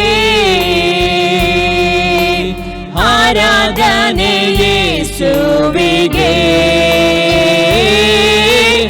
ಆರಾಧನೆ ಯೇಸುವಿಗೆ, ಆರಾಧನೆ ಯೇಸುವಿಗೆ, ಆರಾಧನೆ ಯೇಸುವಿಗೆ, ಆರಾಧನೆ ಯೇಸುವಿಗೆ. ಹೇಳುವುದನ್ನೇ ಮಾಡುವೆ, ನಿನ್ ಮಾರ್ಗದಿ ಮಾತ್ರ ನಡೆಯುವೆ, ನಿನ್ ಪಾದವನ್ನೇ ಹಿಡಿಯುವೆ ನನ್ ಪ್ರಿಯ ಯೇಸುವೆ. ನೀ ಹೇಳುವುದನ್ನೇ ಮಾಡುವೆ, ನಿನ್ ಮಾರ್ಗದಿ ಮಾತ್ರ ನಡೆಯುವೆ, ನಿನ್ ಪಾದವನ್ನೇ ಹಿಡಿಯುವೆ ನನ್ ಪ್ರಿಯ ಯೇಸುವೆ. ಆರಾಧನೆ ಯೇಸುವಿಗೆ, ಆರಾಧನೆ ಯೇಸುವಿಗೆ, ಆರಾಧನೆ ಯೇಸುವಿಗೆ, ಆರಾಧನೆ ಯೇಸುವಿಗೆ, ಆರಾಧನೆ ಯೇಸುವಿಗೆ. ಆರಾಧಿಸುವೆ ಸ್ವಾಮಿ. ಅಪ್ಪ ಆರಾಧನೆ ಮಾಡಬಹುದು ಸ್ವಾಮಿ. ಎಲ್ಲ ರೀತಿಯ ಬಂಧನಗಳು ಮುರಿಯಲ್ಪಡುವ ಸ್ವಾಮಿ. ಎಲ್ಲ ರೀತಿಯ ಅಂಧಕಾರ ಶಕ್ತಿಗಳ ಬಲವು ಮುರಿಯಲ್ಪಡಬೇಕು ಕರ್ತನಪ್ಪ. ಎಲ್ಲ ರೀತಿಯ ದುಷ್ಟನ ಶಕ್ತಿಗಳು ಮುರಿಯಲ್ಪಡಬೇಕು ಕರ್ತನಪ್ಪ. ರಾಜ್ಯ ಯಾವ ರೀತಿ ಕೆಂಪು ಸಮುದ್ರ ಇದ್ದಾಗ ಆಯ್ತು ಸ್ವಾಮಿ, ಯಾವ ರೀತಿ ಸ್ವಾಮಿ ಫರೋನ ಸೈನ್ಯವು ಆ ಸಮುದ್ರ ಮುಳುಗಿ ಹೋಯ್ತು ಸ್ವಾಮಿ. ಇವತ್ತೆಲ್ಲ ದುಷ್ಟನ ಕಾರ್ಯಗಳು, ಎಲ್ಲ ಅಂಧಕಾರ ಶಕ್ತಿಗಳ ಬಲವು ಮುರಿಯಲ್ಪಡದೆ ಸ್ವಾಮಿ. ಯಾಕಂದ್ರೆ ಸ್ತುತಿಸುವಾಗ ಕರ್ತನಪ್ಪ ಒಂದು ಸೈತಾನ, ಎಲ್ಲ ಸೈತಾನ ಮುರಿಯಲ್ಪಡುವುದು ಕರ್ತನಪ್ಪ. ರಾಜ್ಯ ನಿನಗೊಬ್ಬ ನಾವು ಆರಾಧಿಸ್ತೇವೆ ಸ್ವಾಮಿ, ನಿನಗೊಬ್ಬ ನಾವು ಘನಪಡಿಸ್ತೇವೆ ಸ್ವಾಮಿ. ಸ್ತುತಿಯ ಮಧ್ಯದಲ್ಲಿ ತಿರುಗಾಡುವಂತ ದೇವರೇ, ಪೆರೋಪ್ಯರ ಸೆರಾಪ್ಯರ ದಿನನಿತ್ಯ ಸ್ತುತಿಸುವಂತ ರಾಜಾದಿ ರಾಜನ ಕರ್ತನ ಒಡೆಯನಾದ ನಿತ್ಯ ನಿವಾಸಿಯಾದ ಬಲದಲ್ಲಿ ವಾಸಿಸುವಂತ ದೇವರೇ, ನಿಮಗೆ ಆರಾಧಿಸ್ತೇವೆ ಸ್ವಾಮಿ. ನಿಮಗೊಬ್ಬ ನಾವು ಘನಪಡಿಸ್ತೇವೆ ಕರ್ತನಪ್ಪ. ಯಾಕಂದ್ರೆ ನೀನು ಒಬ್ಬನೇ ಸ್ತುತಿಯ ಮಧ್ಯದಲ್ಲಿ ವಾಸಿಸುವ ದೇವರು ಕರ್ತನಪ್ಪ. ರಾಜನಿಗೆ ಮಹಿಮೆ ಸ್ವಾಮಿ. ದೇವ ಎಲ್ಲಿ ಸ್ತುತಿಗಳು ಉಂಟು ಸ್ವಾಮಿ, ಎಲ್ಲಿ ಸ್ತುತಿಯ ಜಯಘೋಷಗಳು ಮೊಳಗುತ್ತದ ಕರ್ತನಪ್ಪ. ಯೆಹೋಶನ ಜಯಘೋಷಗಳು ಮೊಳಗಿತ್ತು, ಯೆರಿಕೋ ಪಟ್ಟಣಗಳು ಬಿದ್ದು ಹೋಯ್ತು ಸ್ವಾಮಿ. ದೇವ ನಿನ್ನನ್ನು ಸ್ತುತಿಸುವಾಗ ಕರ್ತನಪ್ಪ ಎಲ್ಲ ಅಂಧಕಾರ ಶಕ್ತಿಗಳ ಬಲಗಳು ಮುರಿಯಲ್ಪಡದು, ಎಲ್ಲ ದುರಾತ್ಮ ಸೇನೆಗಳ ಬಲಗಳು ಮುರಿಯಲ್ಪಡದು. ಮತ್ತು ದೇವ ನೀನು ಒಂದೊಂದು ಕುಟುಂಬದಲ್ಲಿ ಬಾಗಿಲು ತೆರೆಯಲ್ಪಡದು ಸ್ವಾಮಿ. ದೇವ ಎಲ್ಲ ಆರ್ಥಿಕತೆ ವ್ಯವಸ್ಥೆಗಳು, ಎಲ್ಲಾ ರೀತಿಯ ಭೌತಿಕ ವ್ಯವಸ್ಥೆಗಳು ಸ್ವಾಮಿ, ಪ್ರತಿಯೊಂದು ಸ್ವಾಮಿ ನೀನು ಬಾಗಿಲು ತೆರೆಯುವಂತ ದೇವರಾಗಿದ್ದೆ. ನಿಮಗೆ ಸ್ತೋತ್ರ ಉಂಟಾಗಲಿ. ನಿನ್ನ ಅದ್ಭುತ ಮಾಡಿದಕ್ಕಾಗಿ ಸ್ತೋತ್ರ, ನಮ್ಮ ಆರಾಧನೆ ನಡೆಸಕ್ಕಾಗಿ ಸ್ತೋತ್ರ, ಪ್ರತಿಯೊಬ್ಬರ ಜೀವಿತ ಮುಟ್ಟಿದಕ್ಕಾಗಿ ನಾವು ಸ್ತೋತ್ರಲಿದ್ದೇವೆ ಸ್ವಾಮಿ. ಮುಂದಿನ ಸಮಯದಲ್ಲೂ ದೇವ ಸೇವಕರ ಮುಖಾಂತರ ವಾಕ್ಯವನ್ನು ಕೊಡುವಾಗ ಸ್ವಾಮಿ, ಒಬ್ಬೊಬ್ಬರ ಜೀವಿತವು ಅದು ಬದಲಾಯಿಸುವಂತ ವಾಕ್ಯಗಳಾಗಿ ನೀನು ಮಾರ್ಪಡಿಸು, ನೀನು ಮಹಿಮೆ ಒಂದು. ಯೇಸುವಿನ ನಾಮದಲ್ಲಿ ಪ್ರಾರ್ಥನೆ ಬೇಡೊಂದಿದ್ದೇನೆ ತಂದೆ, amen. Jesus. Price the lord. ದೇವರ ನಮಗೆ ಸ್ತೋತ್ರವಾಗಲಿ. ನಾವಿವತ್ತು ದೇವರ ವಾಕ್ಯಕ್ಕೋಸ್ಕರವಾಗಿ ನಾವು ಪ್ರಾರ್ಥನೆ ಮಾಡೋಣ. ಪರಲೋಕದಲ್ಲಿ ತಂದೆ ದೇವರೇ, ಯೇಸು ಕ್ರಿಸ್ತನ ಪರಿಶುದ್ಧ ನಾಮದಲ್ಲಿ ನಾವು ಪಾದ ಸನ್ನಿಧಾನಕ್ಕೆ ನಾವು ಬರುತ್ತೇವೆ. ವಾಕ್ಯವನ್ನು ಧ್ಯಾನ ಮಾಡೋದಕ್ಕೋಸ್ಕರವಾಗಿ ಈ ಸಂದೇಶವನ್ನು ದೇವರನ್ನ ಪವಿತ್ರಾತ್ಮನಲ್ಲಿ ಅಭಿಷೇಕಿಸು.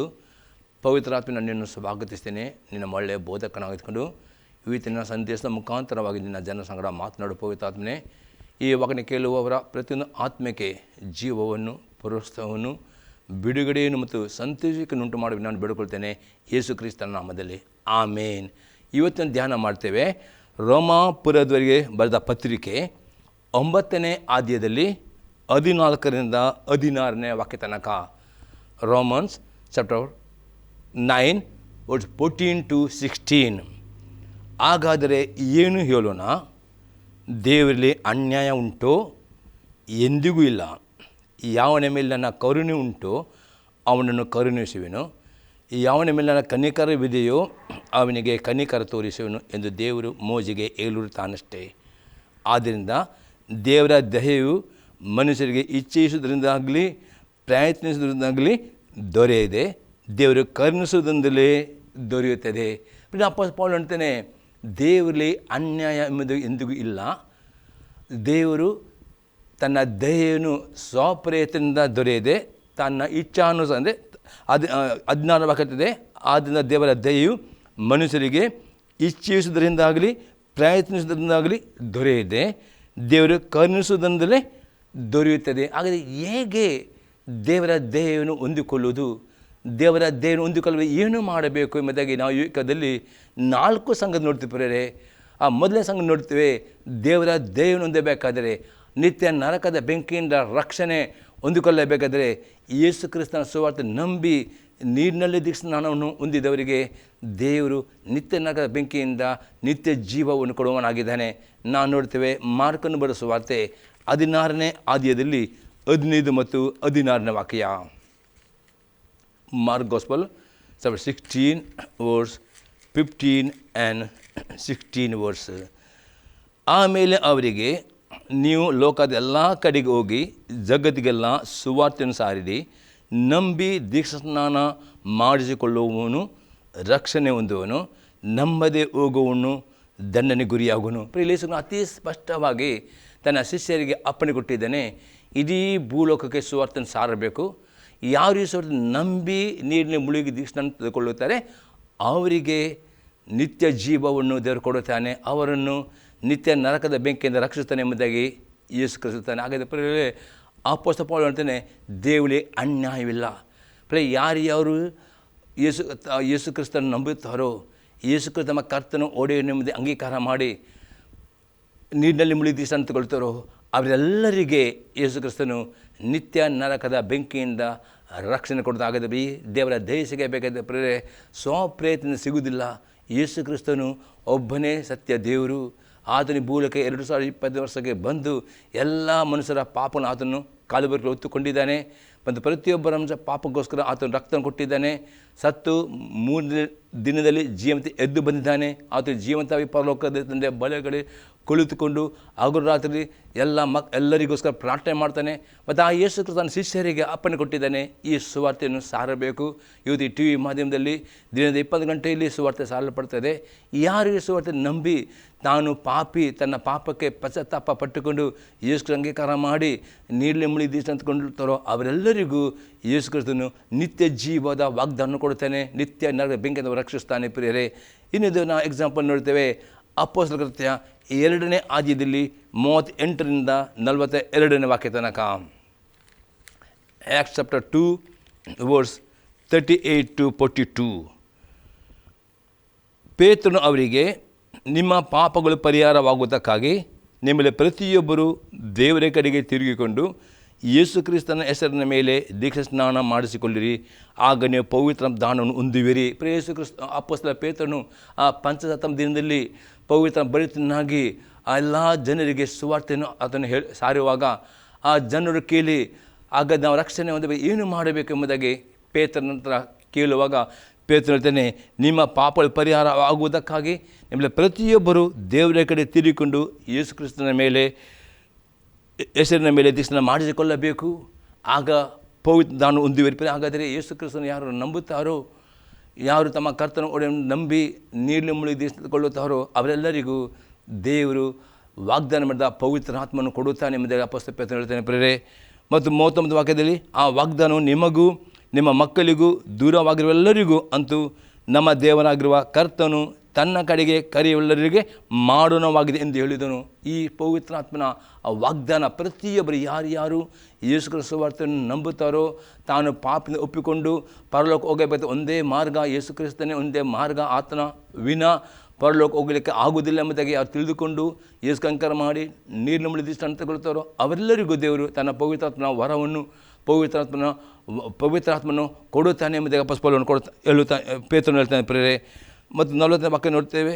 ಬೇರೆ ಅನೇಕವಾದ ಮಾತುಗಳಿಂದ ಅವನು ಖಂಡಿತವಾಗಿ ಸಾಕ್ಷಿ ನುಡಿದು ವಕ್ರ ಬುದ್ಧಿಯುಳ್ಳ ಈ ಸಂತತಿಯನ್ನು ತಪ್ಪಿಸಿಕೊಳ್ಳಿರಿ ಎಂದು ಅವರನ್ನು ಎಚ್ಚರಿಸಿದನು.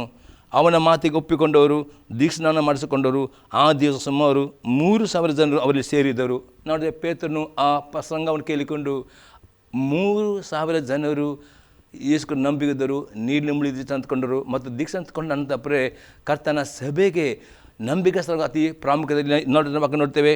ಇವರು ಅಪೊಸ್ತಲರ ಬೋಧನೆ ಕೇಳಿದಲ್ಲಿಯೂ ಸೌದ ಅನ್ನಿಡ್ತಿಲಿಯೂ ರೊಟ್ಟಿ ಮುರಿದಲ್ಲಿಯೂ ಪ್ರಾರ್ಥನೆಗಳು ನಿರತರಾಗಿದ್ದರು. ಇವತ್ತು ಖಾಲಿ ಯೇಸು ನಂಬುದು ಮಾತ್ರಲ್ಲ, ಯೇಸು ನಂಬಿ ನೀರಲ್ಲಿ ಮುಳುಗಿ ಅಂದ್ಕೊಂಡ ನಂತರ ಪ್ರತಿ ಆದಿತ್ಯರ ಕರ್ತನ ಸಭೆಗೆ ನೀವು ಬರುವುದು, ಆ ಸಭೆಯಲ್ಲಿ ಆ ಪ್ರಾರ್ಥನೆಯಲ್ಲಿ ರೊಟ್ಟಿ ಮತ್ತು ದ್ರಾಕ್ಷಾರಸದ ಪಾಲುರಾಗುವುದು ಅತಿ ಅಗತ್ಯವಾಗಿದೆ. ಮತ್ತು ಈ ಸಭೆಯ ಅನ್ಯತೆ ಕಡೆತನನ್ನು ಕಾಪಾಡಿಕೊಳ್ಳಬೇಕು. ಆ ಪರಲೋಕ ರಾಜ ಹೊಂದಿಕೊಳ್ಳಬೇಕಾಗಿದೆ. ಇದನ್ನು ನಂಬಿಕಸ್ಥರಾಗಬೇಕು. ಈ ರೀತಿ ನಂಬಿಕಸ್ಥರಾಗುವಾಗ, ಈ ರೀತಿ ನಂಬಿ ನೀರಲ್ಲಿ ಮುಳುಗಿ ದೇಶಕೊಳ್ಳುವಾಗ ದೇವರು ತನ್ನ ಪವಿತ್ರಾತ್ಮನ ವಾಗ್ದಾನ ನಿಮಗೆ ಕೊಡುತ್ತಾನೆ. ಪವಿತ್ರಾತ್ಮನು ನಿಮ್ಮ ಆತ್ಮದಲ್ಲಿ ಮುದ್ರೆ ಹಾಕ್ತಾನೆ, ನಿಮ್ಮ ನಿತ್ಯ ಜೀವನ ಕೊಡುತ್ತಾನೆ. ಈ ರೀತಿ ದೇವರ ದಯೆಯನ್ನು ನೀವು ಪಡೆದುಕೊಳ್ಳಬಹುದು ಎಂಬುದಾಗಿ ಅಪೊಸ್ತಲ ಪೌಲನು ಹೇಳ್ತಾನೆ. ಅದೇ ರೀತಿ 46-40 ವಾಕ್ಯ ನೋಡ್ತೇವೆ. ಅಪೊಸ್ತಲ 2 ಅದೇ 46-40 ವಾಕ್ಯ. ಅವರು ದಿನಾಲು ಏಕ ಮನಸ್ಸಿನಿಂದ ದೇವಾಲಯದಲ್ಲಿ ಕೂಡುತ್ತಾ ಮನೆ ಮನೆಗಳಲ್ಲಿ ರೊಟ್ಟಿ ಮುರಿದು ಉಲ್ಲಾಸದಿಂದಲೂ ಸರಳ ಹೃದಯದಿಂದಲೂ ಊಟ ಮಾಡ್ತಾಯಿದ್ದರು. ದೇವರನ್ನು ಕೊಂಡಾಡುವವರಾಗಿಯೂ ಜನರ ದಯೆಯನ್ನು ಹೊಂದುವವರಾಗಿಯೂ ಇದ್ದರು. ಕರ್ತನು ರಕ್ಷಣಾ ಮಾರ್ಗದಲ್ಲಿರುವವರನ್ನು ದಿನಾಲು ಅವರ ಮಂಡಳಿ ಸೇರಿಸುತ್ತಿದ್ದನು. ಅಷ್ಟೇ ಅಲ್ಲದೆ ಆ ಯೇಸು ಕ್ರಿಸ್ತನ ನಂಬಿಕೆ ಇಟ್ಟವರು ನೀರಿನ ಮುಳುಗಿದ ಆ 3,000 ಜನರು ಪ್ರತಿದಿನ ಅವರು ಒಟ್ಟಾಗಿ ಸೇರಿ ಸಭೆಯಾಗಿ ಕುಟುಂಬವಾಗಿ ಪ್ರಾರ್ಥನೆ ಮಾಡ್ತಾರೆ. ಈ ರೀತಿ ಪ್ರತಿ ಆದಿತ್ಯರ ಸಭೆಯಾಗಿ ಸೇರಿ ಪ್ರಾರ್ಥಿಸುವಾಗ, ಕುಟುಂಬವಾಗಿ ಪ್ರಾರ್ಥಿಸುವಾಗ ದೇವರು ಅವರ ಮೇಲೆ ದಯೆ ತೋರಿಸನು, ಜನರ ದಯೆಗೆ ಅವರು ಪ್ರಾಪ್ತನಾಗಿ ಮಾಡಿ. ಈ ರೀತಿ ದೇವರ ದಯೆಯು ಮನುಷ್ಯರ ಸಿಗಬೇಕಾದರೆ ನೀವು ಮೊದಲಾಗಿ ನೀವು ಪಾಪಿ ಎಂದು ಒಪ್ಪಿಕೊಳ್ಳಬೇಕು. ನಿಮ್ಮ ಪಾಪಕ್ಕೆ ಪ್ರಾಯಶ್ಚಿತ್ತ ಯೇಸು ಕ್ರಿಸ್ತನು ಆಗಿದ್ದಾನೆ. ಯಾಕಂದರೆ ಇಬ್ರಿಯವರಿಗೆ ಬರೆದ ಪತ್ರಿಕೆ 9ನೇ ಅಧ್ಯಾಯದಲ್ಲಿ ವಾಕ್ಯದಲ್ಲಿ ಹೇಳ್ತದೆ, ರಕ್ತಧಾರಿಯಲ್ಲಿದೆ ಪಾಪ ಪರಿಹಾರವಾಗುವುದಿಲ್ಲ. ನಿಮ್ಮ ಪಾಪ ಪರಿಹಾರವಾಗಬೇಕಾದ್ರೆ ರಕ್ತ ಬೇಕು. ಆ ರಕ್ತ ಯೇಸು ಕ್ರಿಸ್ತ ಒಬ್ಬನೇ ಕೊಟ್ಟಿದ್ದಾನೆ. ಆ ಯೇಸು ನಂಬಿಕೆ ಇಟ್ಟು ನಿಮ್ಮ ಪಾಪನ ಒಪ್ಪಿಕೊಳ್ಳುವಾಗ ಈ ರಕ್ತ ನಿಮ್ಮ ಪಾಪನ ತೊಳೆದು ನಿಮ್ಮನ್ನು ಶುದ್ಧೀಕರಿಸಿದೆ. ಆ ನಂಬಿಕೆಯನ್ನು ನೀಳು ಮುಳಿಸಿಕೊಳ್ಳುವಾಗ ದೇವರು ತನ್ನ ಪವಿತ್ರಾತ್ಮ ನಿಮಗೆ ಕೊಡುತ್ತಾನೆ. ಮತ್ತು ಪವಿತ್ರಾತ್ಮ ಭರಿತರಾಗಿದ್ದು ಪ್ರತಿ ಆದಿತ್ಯರು ಪ್ರತಿದಿನ ಕುಟುಂಬವಾಗಿ ವ್ಯಕ್ತಿಯ ಸಭೆಯಲ್ಲಿ ಪ್ರಾರ್ಥನೆ ನಂಬಿಕಸ್ಥರಾಗಬೇಕು. ಈ ರೀತಿ ನಂಬಿಕಸ್ಥರಾಗುವಾಗ ದೇವರ ದಯೆಯು ನಿಮಗೆ ಸಿಗುತ್ತೆ. ಮನುಷ್ಯ ದೇವರು ಕೊಡುವನಾಗಿದೆ. ಮತ್ತು ನಿತ್ಯ ಜೀವಕ್ಕೆ ನೀವು ಆ ಪರಲೋಕ ರಾಜ್ಯಕ್ಕೆ ನೀವು ಬಾಧ್ಯರಾಗ್ತಿರ್ತೀರಿ. ಇನ್ನೊಂದು ನಾವು ದರ್ಶನ ಅಂತ ನಾವು ನೋಡ್ತೇವೆ. ಎಫೆಸದವರಿಗೆ ಬರೆದ ಪತ್ರಿಕೆ 1ನೇ ಅಧ್ಯಾಯದಲ್ಲಿ 13 ಮತ್ತು 14 ವಾಕ್ಯ. Ephesians 1:13 and 14. ನಿಮ್ಮ ರಕ್ಷಣೆಯ ವಿಷಯವಾದ ಸುವಾರ್ತೆ ಎಂಬ ಸತ್ಯ ವಾಕ್ಯವನ್ನು ಕೇಳಿ ಕ್ರಿಸ್ತನಲ್ಲಿ ನಂಬಿಕೆಟ್ಟವರಾದ ನೀವು ಸಹ ವಾಗ್ದಾನ ಮಾಡಲ್ಪಟ್ಟ ಪವಿತ್ರಾತ್ಮ ನಿಮ್ಮ ಮುದ್ರೆಯನ್ನು ಹೊಂದಿದ್ದೀರಿ.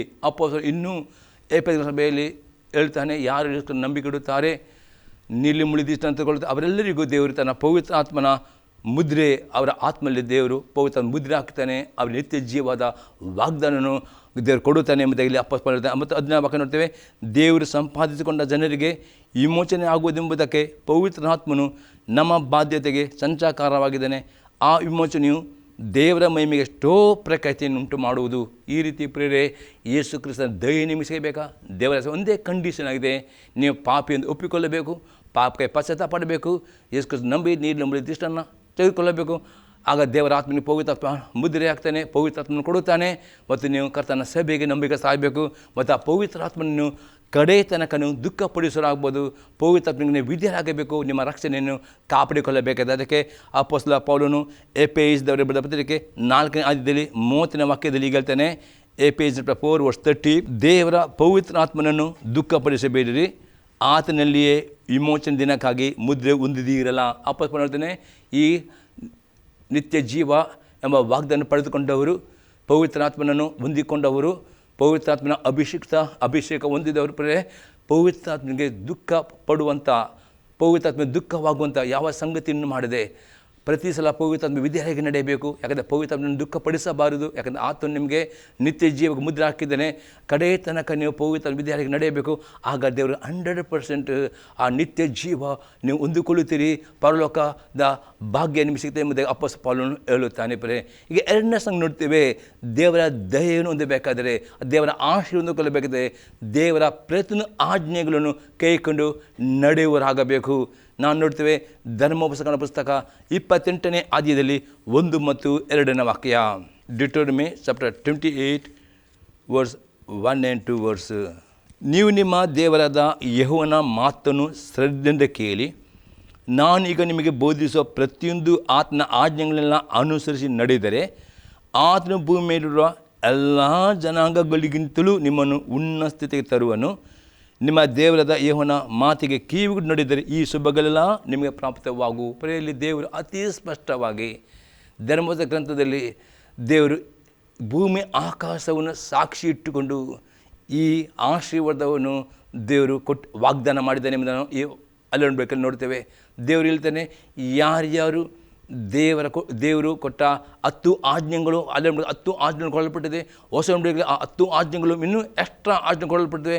ಆ ದೇವರ ಆಜ್ಞೆಗಳನ್ನು ಯಾರ್ಯಾರು ಕೈಕೊಂಡು ನಡೆಯುತ್ತಾರೋ ಅವರೆಲ್ಲರಿಗೂ ಈ 3ನೇ ವಾಕ್ಯದಿಂದ 14ನೇ ವಾಕ್ಯದಲ್ಲಿರುವ ಎಲ್ಲ ಆಶೀರ್ವಾದಗಳನ್ನು ಅವರು ಹೊಂದುತ್ತಾರೆ. ದೇವರನ್ನು ಆಶೀರ್ವಾದ ಮಾಡುತ್ತಾನೆ ಎಂಬುದಾಗಿ ದೇವರಲ್ಲಿ ಆಕಾಶ ಸಾಕ್ಷಿ ಇಟ್ಟು ಈ ಆಶೀರ್ವಾದ ಕೊಟ್ಟಿದ್ದಾನೆ ಎಂಬುದಾಗಿ ನಾವು ಈ ವಾಕ್ಯ ನೋಡ್ತೇವೆ. ಅಷ್ಟೇ ನಾವು ಪುನಃ ನೋಡ್ತೇವೆ. ಧರ್ಮಕಾಂಡ ಪುಸ್ತಕ 30ನೇ ಅಧ್ಯಾಯದಲ್ಲಿ 19-20 ವಾಕ್ಯದಲ್ಲಿ ಆಕಾಶ ಭೂಮಿಯಿಂದ ಸಾಕ್ಷಿ ಇಟ್ಟಿದ್ದನ್ನು ನಾವು ನೋಡುತ್ತೇವೆ. ಡಿಟೋನಮಿ ಚಾಪ್ಟರ್ 30 ವರ್ಡ್ 19 and 20 ವರ್ಡ್ಸ್. ನಾನು ಜೀವನ ಮರಣಗಳನ್ನು ಆಶೀರ್ವಾದ ಶಾಪಗಳನ್ನು ಈಗ ನಿಮ್ಮ ಮುಂದೆ ಇಟ್ಟಿದ್ದೇನೆ. ಇದಕ್ಕೆ ಭೂಮಿ ಆಕಾಶಗಳು ಸಾಕ್ಷಿಗಳಾಗಿರಲಿ. ಪ್ರೇ ದೇವರು ಭೂಮಿ ಮತ್ತು ಆಕಾಶ ಸಾಕ್ಷಿ ಇಟ್ಟಿದ್ದಾನೆ. ದೇವರು ಪ್ರತಿಯೊಬ್ಬರಿಗೆ ಆಶೀರ್ವಾದವನ್ನು, ಶುಭವನ್ನು, ಜೀವವನ್ನು ಇಟ್ಟಿದ್ದಾನೆ ಪ್ರೇರೆ. ಅದಕ್ಕೆ ಈ ಭೂಮಿ ಮತ್ತು ಆಕಾಶ ಸಾಕ್ಷಿ ಇಟ್ಟಿದ್ದಾನೆ ಪ್ರೇರೆ. ಅದಕ್ಕೆ ಇಲ್ಲಿ ಹೇಳ್ತದೆ, ಇದಕ್ಕೆ ಆದ್ದರಿಂದ ನೀವು ನಿಮ್ಮ ಸಂತತಿಯವರು ಬದುಕೊಳ್ಳುವಂತೆ ಜೀವವನ್ನೇ ಆದುಕೊಳ್ಳಿರಿ. ನಿಮ್ಮ ದೇವರ ಯೆಹೋವನನ್ನು ಪ್ರೀತಿಸಿ ಆತನ ಮಾತಿಗೆ ವಿಧೇಯರಾಗಿರಿ, ಆತನ ಹೊಂದಿಕೊಂಡೇ ಇರಿ. ಯೆಹೋವನು ನಿಮ್ಮ ಪಿತೃಗಳಾದ ಅಬ್ರಾಮ್, ಈಸಾಕ್, ಯಾಕೋಬರಿಗೆ ಪ್ರಮಾಣ ಮಾಡಿಕೊಟ್ಟ ದೇಶದಲ್ಲಿ ನೀವು ಬದುಕಿಕೊಳ್ಳುವುದಕ್ಕೂ ಬಹುಕಾಲ ಇರುವುದಕ್ಕೂ ಆತನೇ ಆಧಾರ. ಇಲ್ಲಿ ದೇವರ್ತಾನೆ ನಿಮಗೆ ಈ ಭೂಲೋಕದಲ್ಲಿ ಜೀವಿಸುವಾಗ ದೇವರು ವಾಗ್ದಾನ ಮಾಡಿದೆಲ್ಲ ಆಶೀರ್ವಾದ, ಆತನ ದಯೆ ನಿಮಗೆ ಸಿಗಬೇಕಾದರೆ ಇಲ್ಲಿ ದೇವರು ಈ ಭೂಮಿ ಮತ್ತು ಆಕಾಶ ಸಾಕ್ಷಿ ಇಟ್ಟಿದ್ದಾನೆ. ಯಾರ್ಯಾರು ದೇವರು ಕೊಟ್ಟ ಈ 10 ಆಜ್ಞೆಗಳು ಅಲ್ಲ 10 ಆಜ್ಞೆ ಕೊಟ್ಟಿದ್ದಾನೆ. ಹೊಸ ಉಂಡೆಗೆ ಅನೇಕ ಆಜ್ಞೆಗಳು ಕೊಟ್ಟಿದ್ದಾನೆ. ಈ ಎಲ್ಲ ಆಜ್ಞೆಗಳನ್ನು ಕೈಕೊಂಡು ನಡೆಯುವುದಾದರೆ ಪ್ರತಿಯೊಂದು ಆಜ್ಞೆಗೆ ಒಂದೊಂದು ವಾಗ್ದಾನ ಉಂಟು, ಒಂದೊಂದು ಪ್ರತಿಯೊಂದು ಆಶೀರ್ವಾದವನ್ನು ಈ ಭೂಲೋಕದಲ್ಲಿ ನೀವು ಹೊಂದಿಕೊಳ್ಳುತ್ತೀರಿ. ದೇವರ ದಯೆಯನ್ನು ಹೊಂದಿಕೊಳ್ಳುತ್ತೀರಿ. ಹಾಗೆ ಅಪ್ಪ ಹೇಳ್ತಾನೆ, ದೇವರಲ್ಲಿ ಎಂದು ಅನ್ಯಾಯವಿಲ್ಲ.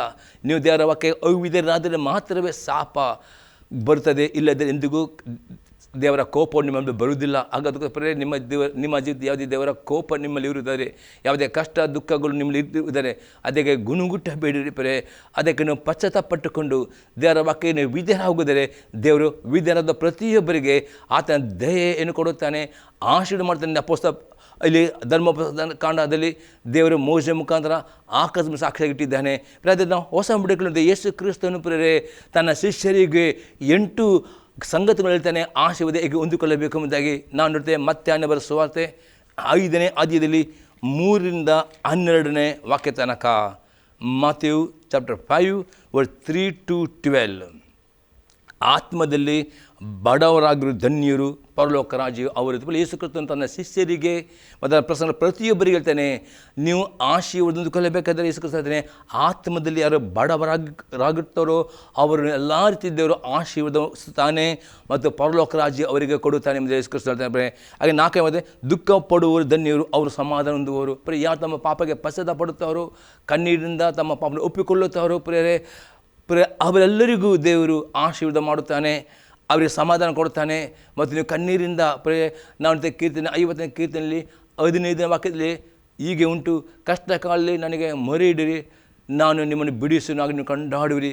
ದುಃಖದಿಂದ ಕಣ್ಣೀರಿಂದ ನಿಮ್ಮ ಕಷ್ಟಗಳಿಗೋಸ್ಕರ ನಾವು ದೇವಸ್ಥಾನ ವಿಜ್ಞಾಪಿಸುವಾಗ, ಪ್ರಾರ್ಥಿಸುವಾಗ ದೇವರು ನಿಮ್ಮ ದುಃಖವನ್ನು ಪರಾಂಬರಿಸಿಕೊಂಡು ನಿಮಗೆ ಸಮಾಧಾನ ಕೊಡುತ್ತಾನೆ, ಆಶೀರ್ವಾದ ಮಾಡ್ತಾನೆ, ಕಷ್ಟಗಳಿಂದ ಬಿಡುಗಡೆ ಕೊಡುತ್ತಾನೆ ಎಂದು ಯೇಸು ಹೇಳ್ತಾನೆ.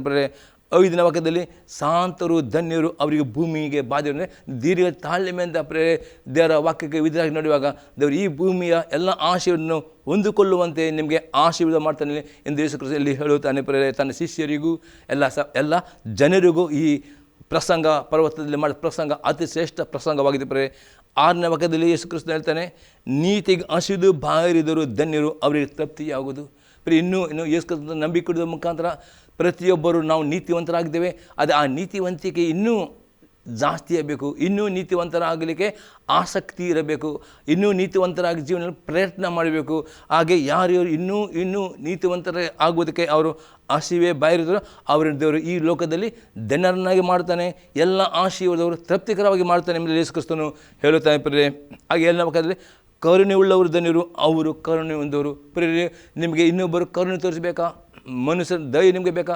ನೀವು ಇನ್ನೊಬ್ಬ ಮನುಷ್ಯರಿಗೆ ನೀವು ಕರುಣೆ ತೋರಿಸ್ತೀರೋ, ಅವರ ಪಾಪವನ್ನು ಶ್ರಮಿಸ್ತೀರೋ ಮನಪೂರ್ವಕವಾಗಿ, ಅವರಿಗೆ ನೀವು ಕೊಡೋ ದಶಮಾಂಸ, ಕಾಣಿಕೆ, ಪರೋಪಕಾರ, ದಾನ ಧರ್ಮದ ನಂಬಿಕಸ್ಥರು, ಹಾಗೆ ದೇವರು ನಿಮಗೆ ಕರುಣೆ ತೋರಿಸ್ತಾನೆ ಎಂಬುದಾಗಿ ಇಲ್ಲಿ ಯೇಸು ಕ್ರಿಸ್ತ ಹೇಳ್ತಾನೆ. ಪ್ರಿಯರೇ, 8ನೇ ವಾಕ್ಯದಲ್ಲಿ ನಿರ್ಮಲ ಚಿತ್ತರು ಧನ್ಯರು, ಅವರು ದೇವರು ನೋಡೋರು. ನಿಮ್ಮ ಮನಸ್ಸು, ನಿಮ್ಮ ಆಲೋಚನೆ ಪರಿಶುದ್ಧತೆಯನ್ನು ಕಾಪಾಡುತ್ತಾರೋ, ಆಗ ಯೇಸು ಕ್ರಿಸ್ತನು ನಿಮಗೆ ಆತನ ದರ್ಶನ ಕೊಡುತ್ತಾನೆ, ಆತನು ನಿಮಗೆ ಪವಿತ್ರ ಆತ್ಮನ ವರಗಳನ್ನು ಕೊಡುತ್ತಾನೆ. ನಿರ್ಮಲ ಚಿತ್ತರು ಧನ್ಯರು, ನಿಮ್ಮ ಆಲೋಚನೆಯಲ್ಲಿ ನೀವು ಪರಿಶುದ್ಧರಾಗಿ ಜೀವಿಸಲು ದೇವರು ನಿಮ್ಮನ್ನು ಆಶೀರ್ವದಿಸ್ತಾನೆ, ಅಭಿಷೇಕ ಕೊಡ್ತಾನೆ, ವರಗಳನ್ನು ಕೊಡುತ್ತಾನೆ ಎಂಬುದಾಗಲಿ ನಾವು ನೋಡ್ತೇವೆ. 9ನೇ ವಾಕ್ಯದಲ್ಲಿ ಹೇಳ್ತದೆ, ಸಮಾಧಾನ ಪಡಿಸುವರು ಧನ್ಯರು, ಅವರು ದೇವರ ಮಕ್ಕಳು ಅನ್ನಿಸ್ಕೊಳ್ಳುವರು. ನಿಮ್ಮ ಕುಟುಂಬವು ಆಶೀರ್ವಾದ ಹೊಂದಬೇಕಾ? ನಿಮ್ಮ ಗಂಡನ ಮಧ್ಯದಲ್ಲಿ ಕುಟುಂಬದಲ್ಲಿ ಸಮಾಧಾನಗೋಸ್ಕರ ಪ್ರಯತ್ನ ಮಾಡಬೇಕು. ಜಗಳಕ್ಕೆ, ಕಚ್ಚಾಟಕ್ಕೆ ಆಸ್ಪದ ಕೊಡದೆ, ಒಬ್ಬರೊಬ್ಬರು ಕೋಪ ಮಾಡಬೇಕಾದರೂ ಪಾಪ ಮಾಡದೆ ನಿಮ್ಮ ಸಿಟ್ಟು ಸೂರ್ಯನ ಮೂಲಕ ಮೊದಲು ತೀರಿಸಿ ಬೆಳಿಬೇಕಾಗುತ್ತೆ. ಅಪೊಸ್ತಲ ಪೌಲನು ಎಫೆಸದವರಿಗೆ ಬರೆದ ಪತ್ರಿಕೆ 4ನೇ ಅಧ್ಯಾಯದಲ್ಲಿ 26ನೇ ವಾಕ್ಯದಲ್ಲಿ ಮತ್ತು 27ನೇ ವಾಕ್ಯದಲ್ಲಿ ಹೀಗೆ ಹೇಳ್ತಾನೆ, ಕೋಪ ಮಾಡಬೇಕಾದರೂ ಪಾಪ ಮಾಡಬೇಡಿರಿ, ನಿಮ್ಮ ಸಿಟ್ಟು ಸೂರ್ಯನ ಮುಳುಗುವಂಥ ಮೊದಲು ನೀವು ತೀರಿಸಿ ಬೆಳಿಬೇಕು, ಸೈತನ್ಯ ಅವಕಾಶ ಕೊಡಬಾರ್ದು. ಈ ರೀತಿ ನಿಮ್ಮ ಕುಟುಂಬ ಜೊತೆಲಿ ಗಂಡ ಹೆಂಡತಿ ಮಧ್ಯದಲ್ಲಿ ಕೋಪಗಳು ಬರೋ ಸಮಸ್ಯೆಗಳು ಬರ್ತವೆ. ಅದೇ ಜಗಳಕ್ಕೆ ಆಸ್ಪದ ಕೊಡದೆ ಸಿಟ್ಟು ಮಾಡಿದೆ ಇಮಿಡಿಯೇಟ್ ಆ ಸಿಟ್ಟನ್ನು ತೀರಿಸಿ ಸಮಾಧಾನಕ್ಕೋಸ್ಕರ ಪ್ರಯತ್ನ ಪಡೋ. ಎಷ್ಟು ನೀವು ಸಮಾಧಾನಕ್ಕೋಸ್ಕರ ಪ್ರಯತ್ನಿಸಿದ್ರು ಅಷ್ಟು ದೇವರು ನಿಮ್ಮನ್ನು ಆಶೀರ್ವಾದ ಮಾಡ್ತಾನೆ, ನಿಮ್ಮ ಕುಟುಂಬ ಎಂಬುದಾಗಿ ಯೇಸು ಕ್ರಿಸ್ತ ಹೇಳ್ತಾನೆ. ಮತ್ತು 10ನೇ ವಾಕ್ಯದಲ್ಲಿ ನೀತಿ ನಿಮಿತ್ತವಾಗಿ ಹಿಂಸೆಯನ್ನು ತಾಳಿಕೊಳ್ಳಲು ಧನ್ಯರು, ಪರಲೋಕ ರಾಜ್ಯ ಅವರದು. ಯೇಸು ಕ್ರಿಸ್ತನ ನಂಬಿಕೆ ಇಡುವ ಮುಖಾಂತರವಾಗಿ ನಿಮಗೆ ಜನರು ನಿಂದಿಸುವಾಗ, ಕೆಟ್ಟ ಕಡೆ ಮಾತು ಹೇಳುವಾಗ ನೀವು ಬೇಸರಗೊಳ್ಳದೆ ಅದು ಸಹಿಸಿಕೊಳ್ಳುವುದರೆ ದೇವರು ನಿಜವಾಗಿ ನಿಮ್ಮ ಪರಲೋಕ ರಾಜ್ಯಕ್ಕೆ ನೀವು ಬಾಧನೆ ಮಾಡ್ತಾನೆ. ಈ ಲೋಕದಲ್ಲಿ ಅವರ ಎದುರಿನಲ್ಲಿ ನಿಮ್ಮನ್ನು ಆಶೀರ್ವದಿಸ್ತಾನೆ ಎಂಬುದಾಗಲಿ ಯೇಸು ಕ್ರಿಸ್ತ ಹೇಳ್ತಾನೆ. ಅದಕ್ಕೆ 11ನೇ ವಾಕ್ಯ ಈಗ ಉಂಟು, ನನ್ನ ನಿಮಿತ್ತವಾಗಿ ಜನರು ನಿಮ್ಮನ್ನು ನಿಂದಿಸಿ ಹಿಂಸೆಪಡಿಸಿ ನಿಮ್ಮ ಮೇಲೆ ಕೆಟ್ಟ ಕೆಟ್ಟ ಮಾತುಗಳನ್ನು ಸುಳ್ಳಾಗಿ ಹೊರಿಸಿದರೆ ನೀವು ಧನ್ಯರು, ಸಂತೋಷ ಪಡಿರಿ, ಉಲ್ಲಾಸ ಪಡಿರಿ, ಪರಲೋಕದಲ್ಲಿ ನಿಮಗೆ ಬಹಳ ಫಲ ಸಿಕ್ಕುವುದು.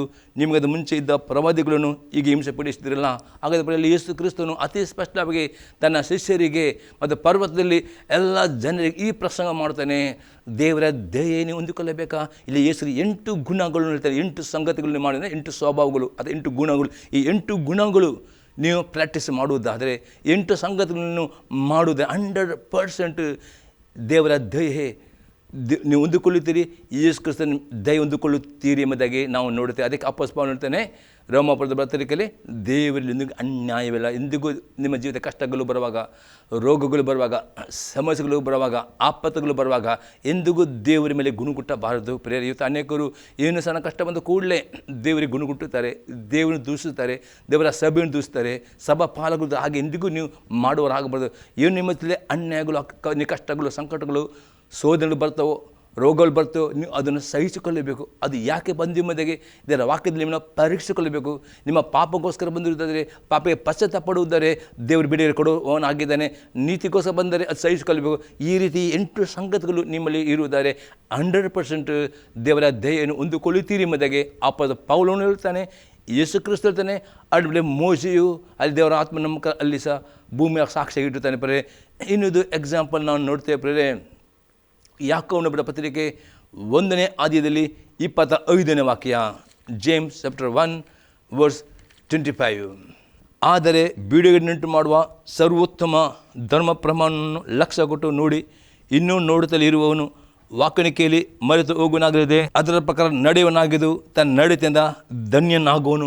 ಯಾಕೋಬ ಹೇಳ್ತಾನೆ, ಇವತ್ತು TV ಮಾಧ್ಯಮ ಕೇಳೋದು ಈ ಸಂದೇಶವನ್ನು ನೀವು ಕೇಳಿ ಲಕ್ಷ್ಯ ಕೊಟ್ಟು ಅದನ್ನು ಮರೆತು ಬಿಡದೆ ಪ್ರತಿಯೊಂದು ಈ ಬೋಧನೆಗೆ ನೀವು ನಡೆಯುವುದಾದರೆ ಈ ಬೋಧನೆಯು ನಿಮ್ಮ ಜೀವನದ ಕಷ್ಟದಿಂದ, ಸಮಸ್ಯೆಯಿಂದ ನಿಮಗೆ ಬಿಡುಗಡೆ ಕೊಡುತ್ತಾನೆ ಎಂಬುದಾಗಿ ಯಾಕೋಬನಲ್ಲಿ ಹೇಳುತ್ತಾನೆ. ಹಾಗೆ ಇವತ್ತು ದೇವರ ದಯೆ ಸಿಗಬೇಕಾ? ಒಂದೇ ಕಂಡೀಷನ್, ನೀವು ಕೇಳುವಂಥ ದೇವರ ಉಪದೇಶಕ್ಕೆ ವಿಧೇಯರಾಗುವುದರೆ 100% ದೇವರು ನಿಮ್ಮನ್ನು ಧನ್ಯ ಮಾಡ್ತಾನೆ ಎಂದು ಯಾಕೋಬನು ಹೇಳ್ತಾನೆ. ಅದೇ ರೀತಿ ನಾವು ನೋಡ್ತೇವೆ ಯೋಹನ ಬರೆದ ಸುವಾರ್ತೆ 15ನೇ ಅಧ್ಯಾಯದಲ್ಲಿ 10ನೇ ವಾಕ್ಯ, ಜಾನ್ ಗಾಸ್ಪಲ್ ಚಾಪ್ಟರ್ 15:10. ನಾನು ನನ್ನ ತಂದೆಯ ಆಜ್ಞೆಗಳನ್ನು ಕೈಕೊಂಡು ನಡೆದು ಆತನ ಪ್ರೀತಿ ನೆಲೆಗೊಂಡಿರುವ ಮೇರೆಗೆ ನೀವು ನನ್ನ ಆಜ್ಞೆಯನ್ನು ಕೈಕೊಂಡು ನಡೆದರೆ ನನ್ನ ಪ್ರೀತಿಯಲ್ಲಿ ನೆಲೆಗೊಂಡಿರುವಿರಿ. ಯೇಸು ಕ್ರಿಸ್ತನು ಸಹ ಈ ಭೂಮಿಲಿರುವಾಗ ಆತ ಹೇಳ್ತಾನೆ, ನಾನು ನನ್ನ ತಂದೆ ಆಜ್ಞೆ ಕೈಕೊಂಡು ನಡೆದು ತನ್ನ ತಂದೆ ಪ್ರೀತಿಯಲ್ಲಿ ನಾನು ನೆಲೆಗೊಂಡಿದ್ದೇನು. ಹಾಗೆಯೇ ಯೇಸು ಕ್ರಿಸ್ತನು ನೀವು ನನ್ನನ್ನು ಪ್ರೀತಿಸಿ ನನ್ನ ಆಜ್ಞೆ ಕೈಕೊಂಡು ನಡೆದರೆ ನನ್ನ ಪ್ರೀತಿ ನೆಲೆಗೊಳ್ಳುವಿರಿ. ಹಾಗಾದರೆ ದೇವರ ಪ್ರೀತಿ ಎಂದರೆ ದೇವರ ಅಪರಿಮಿತವಾದ ಕರುಣೆ, ಆತನ ಸಹನೆ, ಆತನ ದೀರ್ಘ ತಾಳ್ಮೆ, ಆತನ ಕೊಡುವ ಆಶೀರ್ವಾದ, ಆತನ ಕೊಡುವ ಪವಿತ್ರ ಅಭಿಷೇಕ, ಆತನ ಕೊಡುವ ಆರೋಗ್ಯ, ಇದೆಲ್ಲ ದೇವರ ದಯ. ಈ ದೇಶಕ್ಕೆ ಬೇಕಾದ ಯೇಸು ಕ್ರಿಸ್ತನು ಹೇಳ್ತಾನೆ, ನಾನು ನನ್ನ ತಂದೆ ಆಜ್ಞೆ ಕೈಕೊಂಡು ನಡೆದು ನನ್ನ ತಂದೆ ಪ್ರೀತಿ ನೆಲೆಗೊಂಡಿದ್ದೇನು. ಹಾಗೆ ನೀವು ನನ್ನ ಆಜ್ಞೆಗಳನ್ನು ಕೈಕೊಂಡು ನಡೆಯುತ್ತಾರೆ ನೀವು ಸಹ ನನ್ನ ಪ್ರೀತಿಯಲ್ಲಿ ನೆಲೆಗೊಳ್ಳುವಿರಿ. ಹಾಗಾದರೆ ಯೇಸು ಕ್ರಿಸ್ತನು ಸ್ವತಃ ಈ ಭೂಮಿಲಿರುವಾಗ ದೇವರ ದಯವನ್ನು ಹೊಂದಿಕೊಳ್ಳಲಿಕ್ಕೆ ಆತನು ತನ್ನ ತಂದೆ ಆಜ್ಞೆ ಕೈಕೊಂಡು ನಡೆದನು. ಅದಕ್ಕೋಸ್ಕರ ಯೇಸು ಕ್ರಿಸ್ತನು ದೇವರ ಪ್ರೀತಿಯನ್ನು ಅನುಭವಿಸಿದನು. ಅದೇ ರೀತಿ ಯೇಸು ಕ್ರಿಸ್ತನೇ ನಾವು ಆ ದೇವರ ಪ್ರೀತಿ, ದೇವರ ದಯ ಹೊಂದಿಕೊಳ್ಳಬೇಕಾದರೆ ನಾವು ಸಹ ಯೇಸು ಕ್ರಿಸ್ತನ ಹೊಸ ಒಡಂಬಡಿಕೆಯಲ್ಲಿ ನಮಗೆ ಕೊಟ್ಟ ಎಲ್ಲ ಆಜ್ಞೆಯನ್ನು ಕೈಕೊಂಡು ನಡೆಯುವುದಾದರೆ ನಾವು ಸಹ ಯೇಸು ಕ್ರಿಸ್ತನ ಪ್ರೀತಿ, ದಯೆ ಆ ಹೊಂದುತ್ತೀವಿ ಎಂಬುದು ಯೇಸು ಕ್ರಿಸ್ತ ಹೇಳ್ತಾನೆ. ಅದಕ್ಕೆ ಅಪೊಸ್ತಲನು ಹೇಳ್ತಾನೆ, ಎಂದಿಗೂ ನಿಮ್ಮಲ್ಲಿ ಕಷ್ಟಗಳು ಬರುವಾಗ, ಸಮಸ್ಯೆಗಳು ಬರುವಾಗ ದೇವರಿಗೆ ಗುಟ್ಟಬೇಡಿರಿ, ದೇವರಿಗೆ ಪ್ರಶ್ನೆ ಕೇಳಬೇಡಿರಿ, ದೇವರನ್ನ ತಪ್ಪುರಿಸಬೇಡಿರಿ, ಯಾವ ಕಾರಣ ಸಭೆಯನ್ನು ಬಿಟ್ಟು ಬಿಡಬೇಡಿರಿ. ಯಾಕಂದರೆ ದೇವರು ಎಂದಿಗೂ ಅನ್ಯಾಯ ಮಾಡುವುದಿಲ್ಲ. ದೇವರ ಕಂಡೀಷನ್, ದೇವರ ವಾಕ್ಯ ವಿಧರಾಗಿದ್ದರು ದೇವರು ನಿಮಗೆ ದಯ ತೋರಿಸ್ತಾನೆ ಎಂಬುದನ್ನು ನಾವು ನೋಡುತ್ತೇವೆ. ಇನ್ನೊಂದು ಎಕ್ಸಾಂಪಲ್ ನೋಡುತ್ತೇವೆ. 1ನೇ ಯೋಹನ ಬರೆದ ಪತ್ರಿಕೆ 3ನೇ ಅಧ್ಯಾಯದಲ್ಲಿ 22ನೇ ವಾಕ್ಯ, 1 John 3:22. ಮತ್ತು ನಾವು ಆತನ ಆಜ್ಞೆಗಳನ್ನು ಕೈಕೊಂಡು ಆತನ ಎಣಿಕೆಯಲ್ಲಿ ಮೆಚ್ಚುಗೆಯಾದ ಕಾರ್ಯಗಳನ್ನು ಮಾಡುವರಾಗಿರುವುದರಿಂದ ಏನು ಬೇಡಿಕೊಂಡರೂ ಆತನಿಂದ ಹೊಂದುವೆವು. ಪುನಃ ನಾವು ನೋಡ್ತೇವೆ, ನಿಮ್ಮ ಎಲ್ಲ ಪ್ರಾರ್ಥನೆಗೆ ಉತ್ತರ ಸಿಗಬೇಕಾ? ಒಂದೇ ಕಂಡೀಷನ್ ಪ್ರೇರೆ, ನೀವು ಉತ್ತರ ಬರೋ ತನಕ ಪ್ರಾರ್ಥನೆ ಮಾಡಬೇಕು. ಅದರೊಟ್ಟಿಗೆ ನೀವು ಆತನ ಎಲ್ಲ ಆಜ್ಞೆಯನ್ನು ಕೈಕೊಂಡು ನಡೆದು ಆತನ ಎಣಿಕೆಯಲ್ಲಿ ಮೆಚ್ಚಿಕ ನಿಮ್ಮ ಕೆಲಸ, ನಿಮ್ಮ ಬಿಸ್ನೆಸ್, ನಿಮ್ಮ ಸೇವೆ ಎಲ್ಲವೂ ದೇವರ ಎಣಿಕೆಯಲ್ಲಿ ಕಾರ್ಯ ಮಾಡಿದ್ರೆ ನೀವು ಏನು ಬೇಡಿಕೊಂಡರೂ ದೇವರಿಂದ ಉತ್ತರವನ್ನು ಪಡೆದುಕೊಳ್ಳುತ್ತೀರಿ. ಹಾಗಾದರೆ ದೇವರು ಎಂದು ಅನ್ಯಾಯ ಮಾಡುವುದಿಲ್ಲ. ನಿಮಗೆ ದೇವರ ದಯ ಸಿಗಬೇಕಾ? ನಿಮ್ಮ ಪ್ರಾರ್ಥನೆ ಒಂದೇ ಕಂಡೀಷನ್, ಪ್ರಾರ್ಥನೆ ಮಾಡ್ತಾ ಇರಿ, ಎಡೆ ಬಡಿದ ಪ್ರಾರ್ಥನೆ ಮಾಡಿ, ಅದರೊಟ್ಟಿಗೆ ದಿನಾಲು ವಾಕ್ಯವನ್ನು ಪರೀಕ್ಷಿಸಿರಿ, ಯೇಸು ಕ್ರಿಸ್ತನ ಹೊಸ ಕೊಟ್ಟ ಎಲ್ಲ ಆಜ್ಞೆಯನ್ನು ಕೈಕೊಂಡು ನಡೆಯಿರಿ. ಮತ್ತು ಆತನ ಮೆಚ್ಚಿಕ ನಿಮ್ಮ ಕೆಲಸ, ನಿಮ್ಮ ಬಿಸ್ನೆಸ್, ನಿಮ್ಮ ಕುಟುಂಬ ಜೀವಿತ, ಸೇವೆ ಎಲ್ಲ ಆತನ ಮೆಚ್ಚಿಕ ಕಾರ್ಯ ಮಾಡುವುದಾರೆ 100% ನಿಮ್ಮ ಪ್ರತಿ ಪ್ರಾರ್ಥನೆ ಉತ್ತರ ತಡವಾದರೂ ನೀವು ಹೊಂದಿಕೊಳ್ಳುತ್ತೀರಿ ಎಂಬುದಾಗಿ ಈ ಯೋಹನ ಬರೆದ ಪತ್ರಿಕೆಯಲ್ಲಿ ನಾವು ಇಲ್ಲಿ 1 ಯೋಹನ 3:20 ವಾಕ್ಯದಲ್ಲಿ ಇಲ್ಲಿ ಯೋಹನನ್ನು ಹೇಳುತ್ತಾನೆ. ಇದು ಸತ್ಯವಾಗಿದೆ ಪ್ರಿಯರೇ. ಈಗ 3ನೇ ಸಂಗತಿ ನೋಡ್ತೀವಿ, ದೇವರ ದಯೆ ಸಿಗಬೇಕಾದರೆ ಪಾಪಕ್ಕೆ ಪಶ್ಚಾತ್ತಾಪಟ್ಟುಕೊಂಡು ಪಾಪದ ಜೀವಿತವನ್ನು ಬಿಟ್ಟು ಬಿಡುವವರು ಆಗಬೇಕು. ನಾವು ನೋಡ್ತೇವೆ ಜ್ಞಾನೋಕ್ತಿ ಪುಸ್ತಕ 28ನೇ ಅಧ್ಯಾಯದಲ್ಲಿ 13ನೇ ವಾಕ್ಯ, ಪ್ರೊವರ್ಬ್ಸ್ ಚಾಪ್ಟರ್ 28:13. ದೋಷಗಳನ್ನು ಮುಚ್ಚಿಕೊಳ್ಳುವವನಿಗೆ ಶುಭವಾಗದು, ಅವುಗಳು ಒಪ್ಪಿಕೊಂಡು ಬಿಟ್ಟು ಬಿಡುವವನಿಗೆ ಕರುಣೆ ದೊರೆಯುವುದು. ಇಲ್ಲಿ ಸೊಲೊಮೋನ ಅತಿ ಸ್ಪಷ್ಟತೆ, ನಿಮ್ಮ ಪಾಪಗಳನ್ನು ಮುಚ್ಚಿಕೊಂಡರೆ, ಆ ಪಾಪಗಳನ್ನು ಅರಿಕೆ ಮಾಡದೆ ಆ ಪಾಪದಲ್ಲೇ ಜೀವಿಸಿದರೆ ಎಂದಿಗೂ ನಿಮಗೆ ದೇವರ ಆಶೀರ್ವಾದವಾಗಲಿ, ದೇವರ ಕರುಣೆ ನಿಮಗೆ ಸಿಗುವುದಿಲ್ಲ, ಪ್ರಾರ್ಥನೆ ಉತ್ತರ ನಿಮಗೆ ಸಿಗುವುದಿಲ್ಲ, ಕೆಲವು ರೋಗಗಳು ಗುಣವಾಗುವುದಿಲ್ಲ. ಅದೇ ನಿಮ್ಮ ಪಾಪಗಳನ್ನು ಒಪ್ಪಿಕೊಂಡು ಬಿಟ್ಟು ಬಿಡುವುದರ ಮಾತ್ರವೇ ನಿಮಗೆ ದೇವರ ಕರುಣೆ, ಆಶೀರ್ವಾದ, ದಯೆ, ಆರೋಗ್ಯ, ಸಮಾಧಾನ, ಸಂತೋಷ, ಪ್ರಾರ್ಥನೆ ಉತ್ತರವು ನಿಮಗೆ ಸಿಗುತ್ತದೆ ಎಂಬುದಾಗಲಿ ಸೊಲೊಮೋನ ಹೇಳ್ತಾನೆ. ಈಗ 4ನೇ ಸಂಗತಿ ನೋಡ್ತೀವಿ, ದೇವರ ದಯೆ ಸಿಗಬೇಕಾದರೆ ದೇವರ ಸನ್ನಿಧಾನದಲ್ಲಿ ದಿನಾಲು ಪ್ರಾರ್ಥನೆ ಮಾಡುವವರು ಆಗಬೇಕು. ಪ್ರಾರ್ಥನೆ ಅತಿ ಪ್ರಾಮುಖ್ಯವಾಗಿದೆ. ದೇವರ ಸನ್ನಿಧಾನ ದಯೆ ಹೊಂದಿಕೊಳ್ಳಬೇಕಾದರೆ ನಾವು ನೋಡ್ತೇವೆ ಇಬ್ರಿಯವರಿಗೆ ಬರೆದ ಪತ್ರಿಕೆ 4ನೇ ಅಧ್ಯಾಯದಲ್ಲಿ 14ರಿಂದ 16ನೇ ವಾಕ್ಯ ತನಕ, Hebrews chapter 4:14-16. ಆಕಾಶ ಮಂಡಲಗಳನ್ನು ದಾಟಿ ಹೋದ ದೇವಕುಮಾರನಾದ ಯೇಸು ಎಂಬ ಶ್ರೇಷ್ಠ ಮಹಾಯಾಜಕನು ನಮಗಿರುವುದರಿಂದ ನಾವು ಮಾಡಿರುವ ಪ್ರತಿಜ್ಞೆಯನ್ನು ಬಿಡದೆ ಹಿಡಿಯೋಣ. ಯಾಕೆಂದರೆ ನಮಗಿರುವ ಮಹಾಯಾಜಕನು ನಮ್ಮ ನಿರ್ಬಲಾವಸ್ಥೆಯ ಕುರಿತು ಅನುತಾಪವಿಲ್ಲದವನಲ್ಲ. ಆತನು ಸರ್ವ ವಿಷಯಗಳಲ್ಲಿ ನಮ್ಮ ಹಾಗೆ ಶೋಧನೆ ಗುರಿಯಾದನು, ಪಾಪ ಮಾತ್ರ ಮಾಡಲಿಲ್ಲ. ಆದ್ದರಿಂದ ನಾವು ಕರುಣೆಯನ್ನು ಹೊಂದುವಂತೆಯೂ ಆತನ ದಯೆಯಿಂದ ಸಮಯೋಚಿತವಾದ ಸಹಾಯವು ನಮಗೆ ದೊರೆಯುವಂತೆಯೂ ಧೈರ್ಯದಿಂದ ಕೃಪಾಸನ ಮುಂದೆ ಬರೋಣ. ಹೇಳ್ತಾನೆ, ಯೇಸು ಕ್ರಿಸ್ತನು ಪರಲೋಕಕ್ಕೆ ನಮಗಿಂತ ಮುಂಚೆ ಹೋಗಿದ್ದಾನೆ. ಆ ತಂದೆಯ ಬಳಿ ಕುಳಿತುಕೊಂಡು ಆತ ಮಹಾಯಾಜಕನಾಗಿದ್ಕೊಂಡು ನಮಗೋಸ್ಕರ ದಿನಲ್ಲೂ ಪ್ರಾರ್ಥನೆ ಮಾಡ್ತಾನೆ.